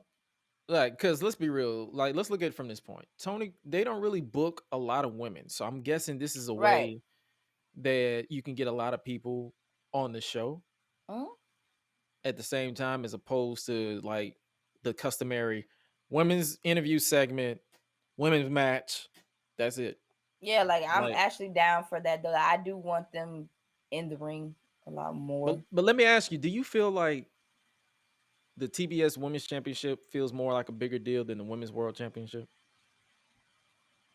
Because the Women's World Champion wasn't even on this show. Yeah, it wasn't even. Yeah, that's what I'm saying. Like that, like how does that happen? But yeah, like because is there a way we can fix that? Because I saw a post someone was talking about. It was like Thunder Rosa may be frustrated with her position, because if you look at the time that they gave them for the build up to Double or Nothing, it was like maybe 30 minutes in total from the span of the 4 to 5 weeks that they was building to it, and that was probably the reason why I couldn't get into the match, because the build was lackluster. So do you think, am I wrong to feel this way of like the reason why Thunder Rosa is the way that she is because Jade Cargill exists? Yeah. People care more about Jade. Soon, like, they put out a banner. Someone put it in my Discord. They put out a banner of like the people who, like, the champions and all that stuff. And the first person I saw was Jade Cargill.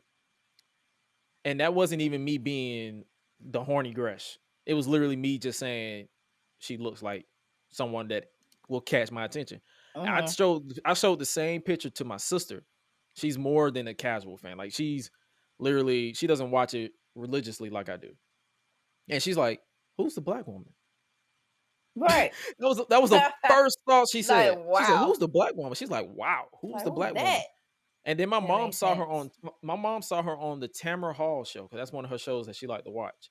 So this woman is literally crossing over to mainstream. So I'm like, do you think that's hurting? Nothing against this talent, like nothing against Jade or nothing against Thunder. Do you think that's hurting Thunder in the long, like, with this current reign? Because it feels like, to me, the way I look when I watched the show, it felt like that women's world title match at the pay-per-view didn't happen because I barely heard any mention of Thunder Rosa, and it feels Yeah, like it should. an afterthought. I feel like it should be mentioned more. Honestly, it should. I mean, like normally when you think that it's like think about it. When you think that the world women's title is supposed to carry more weight, you would think because that. the TBS is more of the TBS championship to me is more of a television championship for the women. Right. That's like you have the matches, you have the star power and all that stuff. You build up the weekly stuff. But then you have the women's world championship being the pinnacle, what you want, what you train for, what you want to be. You want to be the women's world champion. And even though, since wrestling is a predetermined sport, that falls on management to make your champion feel like a big deal. We shouldn't Social media should not justify that. Social media should not justify it. And then you got people out here like they say, oh, Tony Khan listens to his fans, his followers, and let's be real, he is a wrestling mark. Like let's just be real. He likes to listen to online stuff.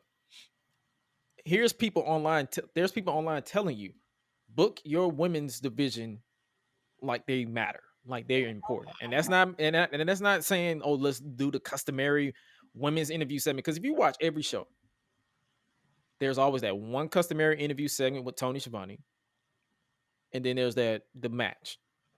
And I don't know if you caught it. Like it was during the Owen Hart tournament. They had a segment with Chris Statlander and Red Velvet. Yes, and they had like an interview where Red Velvet was like, here's a strategy. It's not Red Velvet. It's not Chris Statlander. It was Ruby Soho and Red Velvet. She's like, here's a strategy for Chris Statlander. He would do that. And when I looked at that, I was like, they couldn't do that in like a natural setting. Like, you know how you do that, the interview, like, you know how, what I mean by natural setting, like you couldn't have Ruby Soho in the back in the locker room preparing and then Red Velvet walk up and say, right. Like, act like you having a conversation and not looking. Am I crazy for thinking that? Because I feel like I'm the only people, like I was the only person who said that. I'm like, why is this happening? Why aren't the women doing like backstage segments where they're interacting like normal people and the camera just so happens to be there? They shouldn't have to have their customary women's interview segment to further progress storylines. Let it naturally build. That's what I mean by the women's division should feel more important. That's just me. No, it makes perfect sense. But before we move on, 100 though, I can't get that out of my hand. I can't get that. I definitely still can't shake it either. I'm just like, can we? What? Huh? You know what?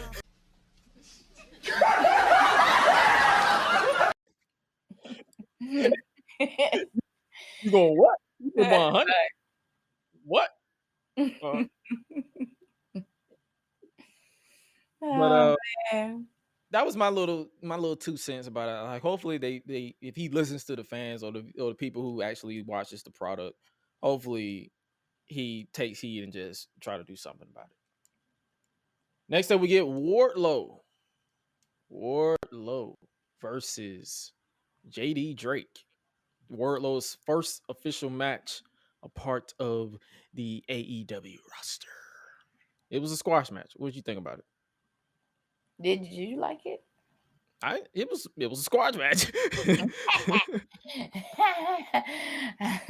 It was solid for me.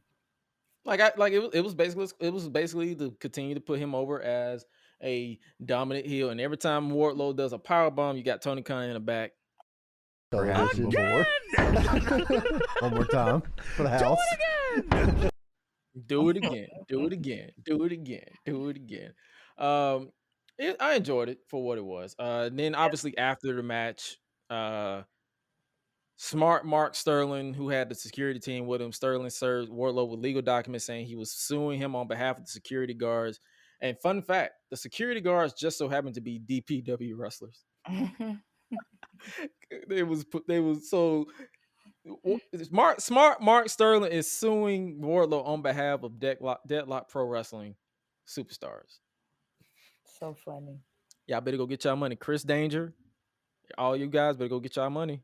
NDA, y'all better go get y'all money. I'm just trying to tell y'all, because Wardlow, he's a big beast flexing his titties, but he's still human. He's still human. Next up, we get this tag team match. Did you care about this match? Did I? Oh. Dr. Britt Baker, DMD, and Jamie Hayter versus Tony Storm and Ruby Soho. I did catch a little bit. I know Ruby Soho won, and then all of a sudden somebody else came out there. I mean, the same person came out there and then they hit her. Jamie Hayter hit her with the trophy belt from behind. This match, it was a solid match, but this is what I meant earlier when I was like, the Women's World Championship should be presented more. Was this match really needed on this show? No. You couldn't have Thunder Rosa come out and build to her next feud. Good question. No, for real. That's actually a good question. You see now you see what I'm saying. Like, people think we're just criticizing the women's division just to criticize it. No, we have a valid reason.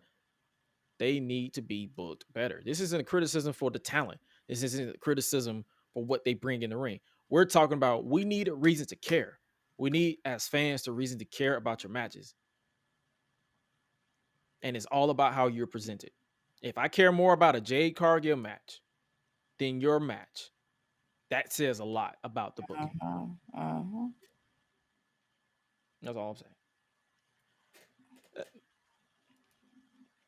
Now, we talk about this.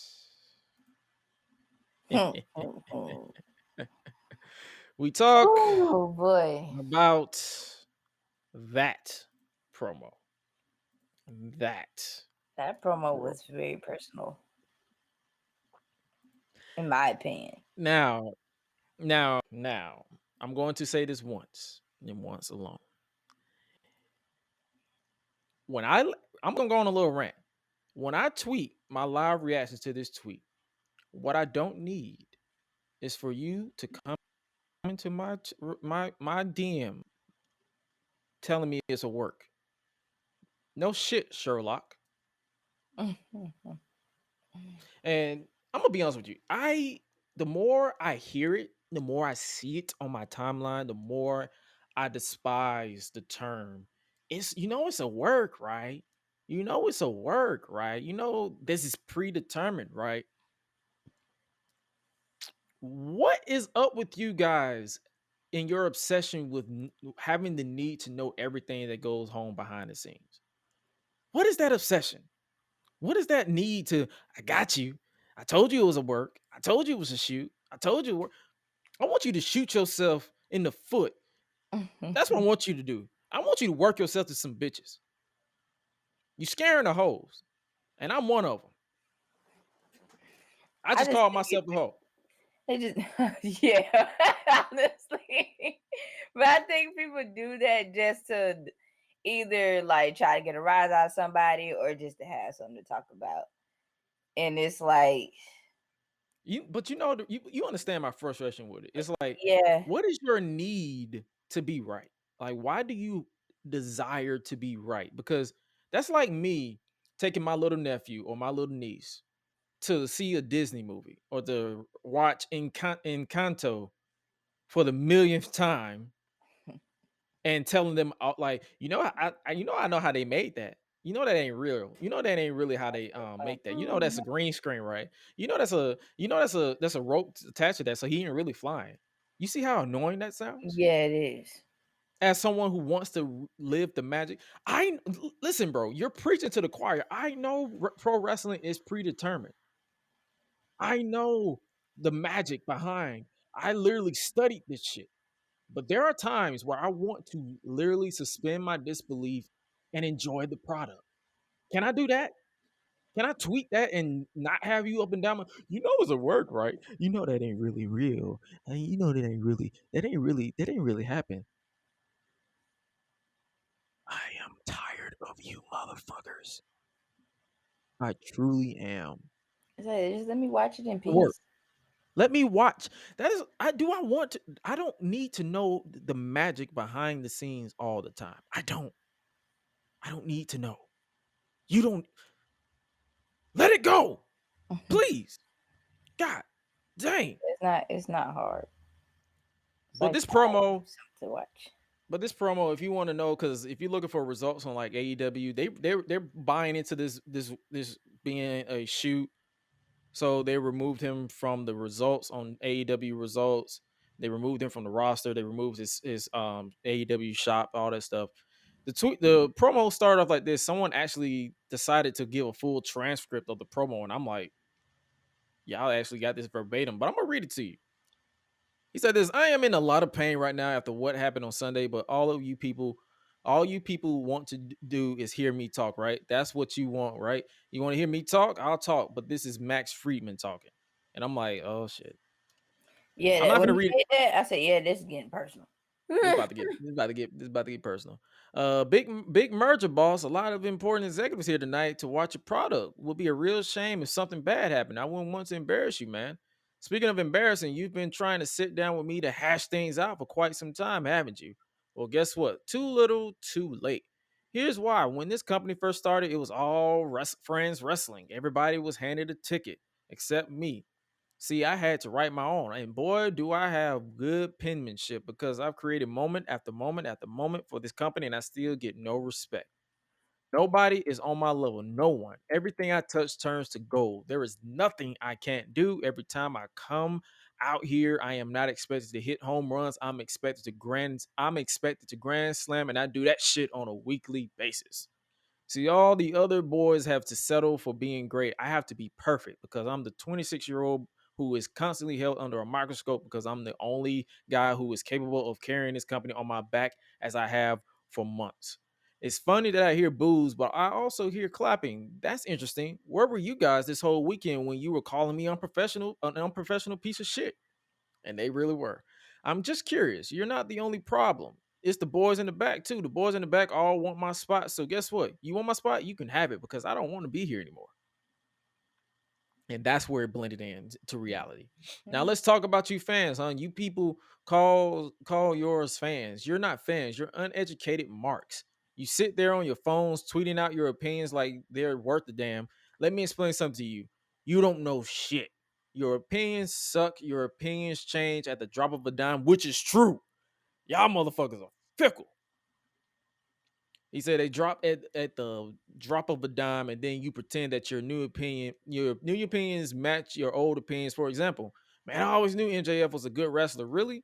That's interesting because last time I checked, you guys pretended I sucked in the ring for a long time. And why is that, huh? Because I'm not untrained like your faves. Because I don't pretend to watch New Japan. Because I don't. You did mention that. I don't dump my opponents on their heads, which is a nice little jab because a lot of people have been dumping a lot of people on their heads. Because I don't dump people on their head, my opponent on their heads, because I'm not reckless. What is it? Because I'm not chasing star rating guys. What is it? And that's another shoot because all these people worry about is 5-star classes. I just want some shenanigans. How could I possibly be the best? Well, newsflash, I am the best. I'm the best in the world because I'm the only guy who makes you feel. And unlike all those other boys, I don't have to do a bunch of bullshit to get you there. If this man wants to cut promos about this flippy shit, he became a babyface to me because I am not a fan of this flippy shit either. I'm just saying. I am a generational talent, he says, and you people consistently take me for granted. And it's not just you, it's the big man in the back too. Tony Khan ain't that big, but I get what you're saying. Here's something you guys can't take for granted. Here's something he doesn't want you to know. Do you guys know who the second biggest minute draw is in this entire company? Nope. You wish. It's me. It's me. And if you don't believe me, ask Stat Boy Tony in the back and see what he's got to say. But whatever you do, don't ask him to reach into his pockets and pay the man who has been busting his ass for him since day one. No. Make sure he hoards all that money. Make sure he hoards all that money so he can make sure and give it to all the new ex-WWE guys he keeps bringing in that can't lace my goddamn boots. And when he said that, the cold crowd popped. Because I ain't gonna lie to It you. was That like, is true. ooh, I was I ain't like, gonna lie. I ain't gonna lie what? to you. That was some truth right there. And the reason why, and I'm kind of leaning to that because I'm like, this man is signing everybody every other week. It's like, bro, slow down. Build the people you got. Hey, boss, would you treat me better if I was an ex-WWE guy? See, maybe you don't get it, man. Here's the problem with you, boss. You got a position of power in a wrestling company when the only position that you should be assuming is behind the guardrail with all of them.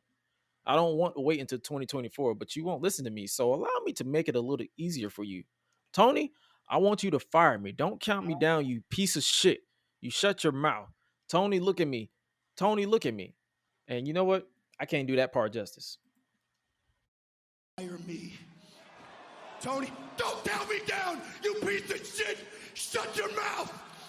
Look at me, Tony. Look at me. I want you to fire me. You fucking mark! Fire me! Fire me!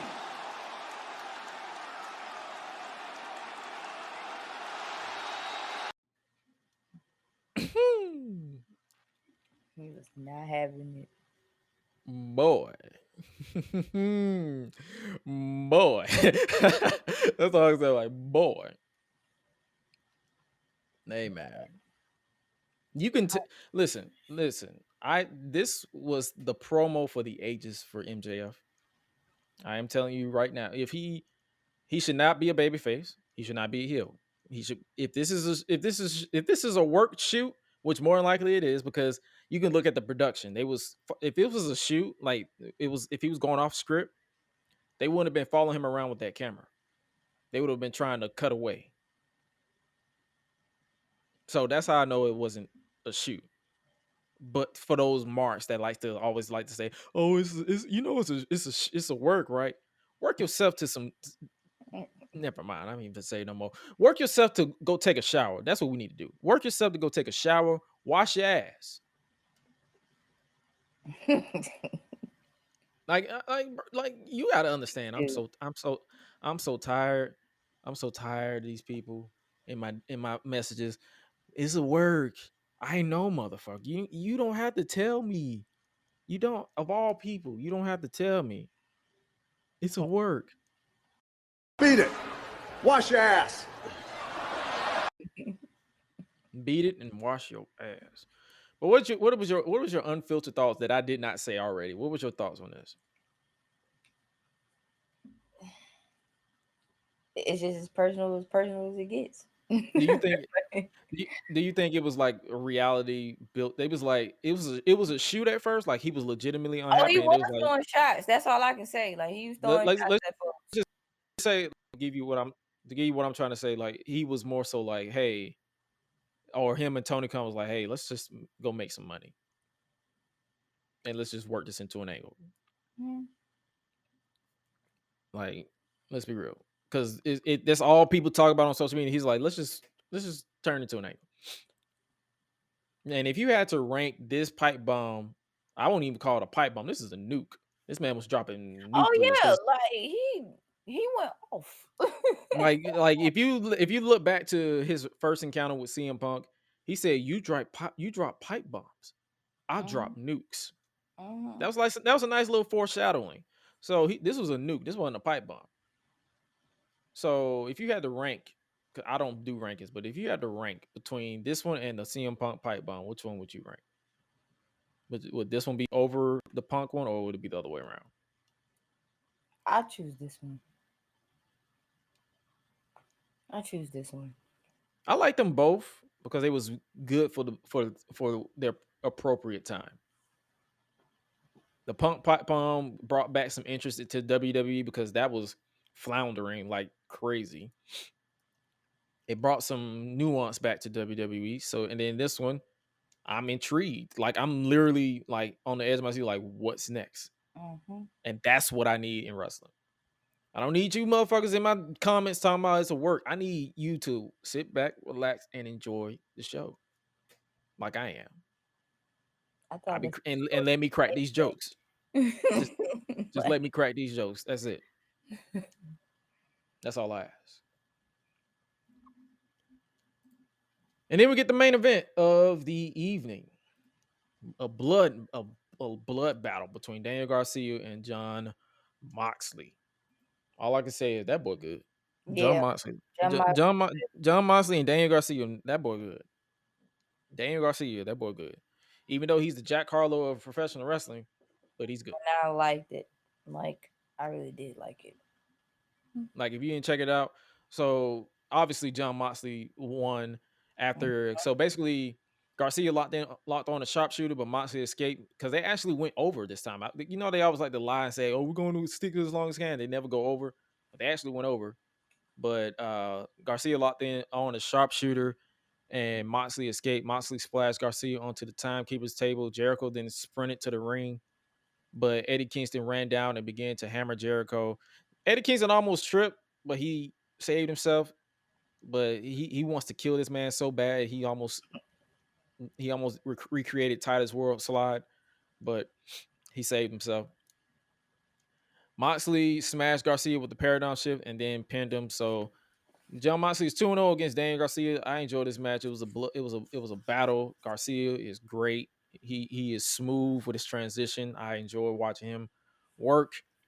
Did you hear William Regal and Jericho on commentary? A little bit. William Regal be saying, I was going like in and out with them. I was like, William Regal just be saying some shit, but I ain't finna dispute him because he can wrap me up like a pretzel, legitimately. So I'm like, bro, you are nobody I plan to dispute. And then after the match, Moxley said, sign him up for Blood and Guts. So I'm guessing we're going to slowly announce people who are going to be involved in the Blood and Guts. And Blood and Guts is going to actually happen the Dynamite after Forbidden Door. yeah. So we're getting Road Rager in 2 weeks. Then we're getting Forbidden Door in 3 weeks. And then we're getting Blood and Guts. So 3 chaotic shows back to back to back. And I ain't mad at it. I ain't mad at it at all. I am not mad at it. And that was your AEW Dynamite review. I actually enjoyed it from top to bottom. I did not tune out, not once. Well, I did tune out because I did go take a shower mid-show. I'm lying. Like it though. I tuned out mid-show with the 10-man tag. That y'all can kiss my ass for that. You cannot pay me to sit in that. Sorry. And as well as that women's tag match. I mean, it was decent, but it just didn't need to be there. Other than that, it was a solid ass fun show, and I'm ready for more. Heck yeah. I'm down. Acknowledge me. All right, now is the time as we wrap up today's podcast. We're going to wrap it up with the band and Squella. Take it away. Sweet. So let's go ahead and I'm sorry, y'all. I'm just like all on my phone right now. I'm doing a little throwback to freaking UFC with Rousey versus Korea. If y'all know who I'm talking about, then you know Ronda Rousey versus Korea. But I ain't got to that level yet because I'm still waiting for all these other fights to go through before me. But anyway, while I'm doing that, let's talk about this lovely case that Mr. Johnny Depp himself has won against Amber Heard. I knew he was going to do a heavy sigh, but anyway, it says he wins the $50 million lawsuit. Well, he gets $15 million, and I believe he still has to pay her $1 million. Yeah. So they say, according to TMZ, the jury just found out unanimously in favor of Johnny Depp that Amber Heard calling him a sexual abuser was defamation. The jury further found Heard's accusations in the Washington Post was malicious. The jury awarded Depp $10 million in did I say that right? Compensatory? Did I say that right? Compensatory, yes. Yeah. That word, damages, and $5 million in punitive damages. Honestly, a lot of people a lot of people were rooting for Johnny Depp in the first place. Yeah. Side note, Kayla Braxton out here running barefoot. Oh yeah, that too. I saw that too. With her ass cheeks out. I'm like, woman, what the fuck are you doing? At your age. I'm like, dang, Kayla, like, what's up? What's You going on? fine. You a beautiful woman, but you kind of ignorant. Like, chill the fuck out. This is a domestic abuse case. We ain't celebrating this like the Super Bowl. Like, chill. Right. Like, relax. When I see shit like that, I'm like, man. When I see shit like that, I'm like, man, sit your ass down. Act like you got some goddamn sick. But let's face it here, like, ladies But and gentlemen, continue. sexual abuse is not a great thing. Abuse, no form of abuse, period, should be tolerated. I'm just gonna throw it out there now. But yeah, I was just like, oh, well. But let's just face it. When you have people out here in this world, at least I want to say people that are trying to do better about themselves, just leave them be. And if they are, dealing with court cases and stuff, let them deal with that stuff privately. Let them deal with their own, emotions, like privately. Let them soak all that in. We don't need a whole like you mentioned before, like we don't need a whole parade. Like just I ain't gonna lie to you. This entire case was shown to me against my will. It truly was. you said shown against your will. Wow. It was shown to me against my will. Like, I did not search for Amber Heard. I did not search for Johnny Depp. It just can't. It just comes It just up. popped I'm on my not gonna lie, timeline. it's I'm gonna like, pop up. oh my God, can y'all please get a verdict so we can move on from this shit? Please. And apparently we're not moving on because I'm guessing Amber Heard's lawyer is gonna fight the verdict. And I'm like, fuck. This is how you know this is a whole bunch of BS because they streamed this on Peacock. They streamed the entire court case on Peacock. I couldn't Why believe is this? that. I said, first of all, Why is this public? my... Why is this on my? Why do I need to know this? I was like, I don't need to look on Peacock, and I'm trying to catch up on one of my TV shows, Below Deck, by the way. I'm trying to catch up on that, and you sitting here with this. If I wanted to watch court cases, I could watch something else other than this. Like, come on. I could watch Judge Judy, divorce court, and paternity court for that matter. I don't want to watch this. This is what I don't need. Yeah, that's a lot. Also, what's next? What's next? Let's move on. I don't even want to talk about I don't even want to get into these now. Anyway, if you haven't, like I mentioned before, check out Top Gun Maverick. Great show. Why did I say show? Great movie. Sorry. That is a great movie to check out. Also there is, I think, some new games have came out for Nintendo, maybe. Isn't it a Sony thing going down? I want to say yes,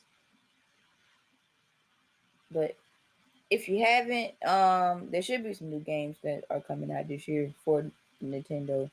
Okay. Check out the Halo series if you have not.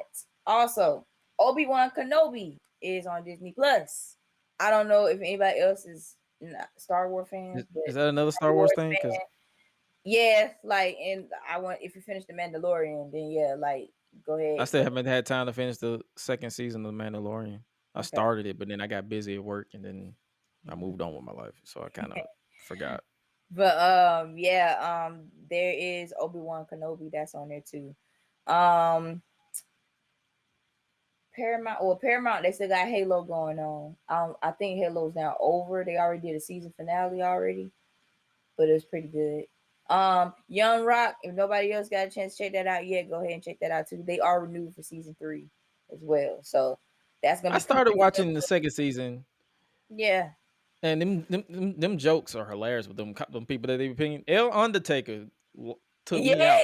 Like, oh my God. Okay, so me and my brother, we was just talking about that the other day, and we was like, we never would expect that, like, like at all. Like, coming You from got this him, white conservative. You got this white conservative Undertaker portrayed by a Mexican.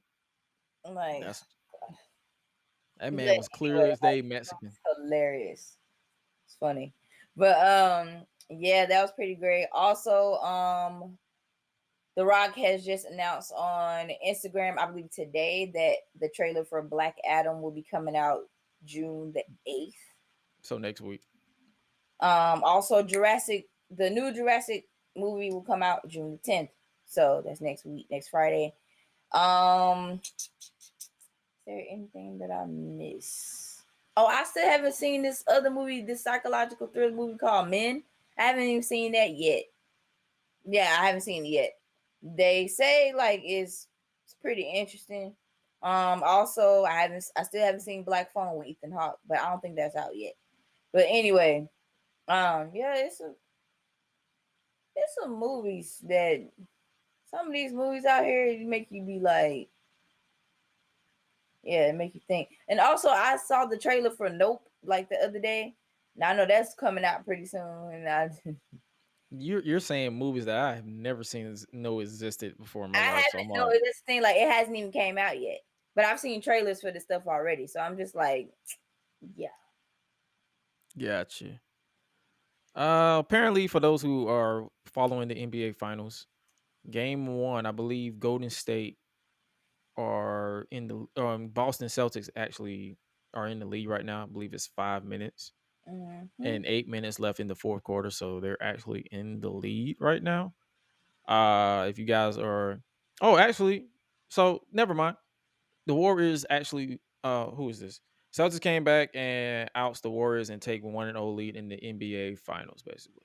So They said the Celtics. yeah, you good. They also just announced that LeBron James is now a billionaire. He a what? He a billionaire now? Yeah. Hey man, congratulations to LeBron James. I wish I was like you. Yeah, he's now As the far as first as active far as with the NBA money, I just want the money. You can keep the fame. Oh yeah, like I take the money. I ain't worried about fame at all. Like I'm good. Also, side note, someone asked a question. They said, "Would you rather eat ass or be on Twitter?"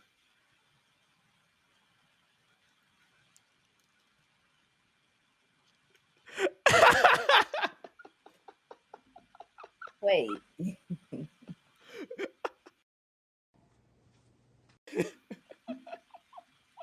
That was legitimate. Okay. They said, "Would you rather eat ass or be on Twitter?" Man, the thing, these people. You asking the cheek master what he wants to do? Do I want to clap some cheeks, eat ass, or be on Twitter? My goodness. Is that even a question? I'm deleting Twitter. Not to eat ass, but I'm just going to anything other than being on Twitter, I would delete it.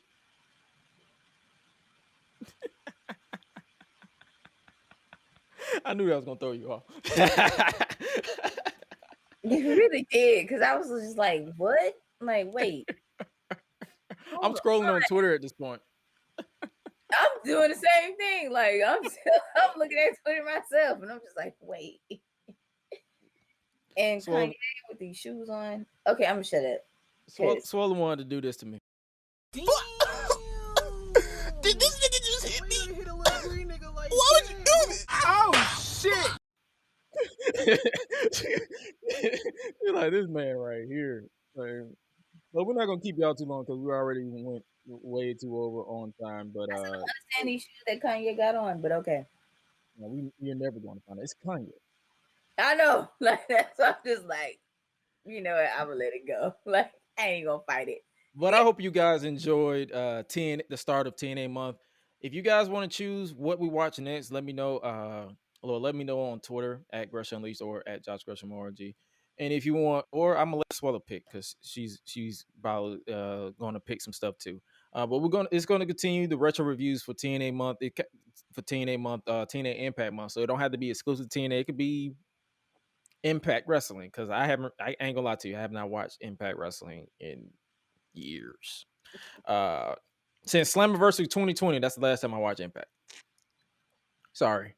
But if you haven't already, make sure you follow us on social media. At the links are scrolling down below. But if you're listening in audio format, make sure you follow us at Gresh Unleashed or at Josh Gresham ORG or at Swallow the Bandit 3 on Twitter. Or if you want to follow Swallow on Instagram, what is your Instagram again? Dang, now I gotta go back into it. You don't know your own username?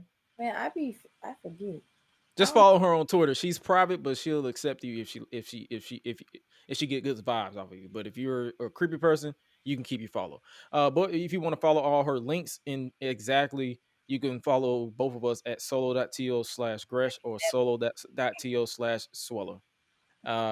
And we'll obviously be back here at our regular time slot on next Thursday at 9 p.m. Eastern, unless something changes, or if one of us have to be doing something else, we'll let you know. NXT in Your House and Hell in a Cell is this weekend. The question of them being reviewed is not going to happen because the cards are not intriguing to me enough. But if you want to keep up with our live thoughts, or at least my live thoughts, follow me on Twitter, because that's when I tweet. It is what it is. With that being said, you guys stay safe out here in these streets, and remember to always, well, it's Pride Month, so be your true self, always and forever. Don't care who you are, don't care what anybody say. Be your true self. Be proud of who you are. But remember to always eat, sleep, flex, and repeat. We out. Be breezy.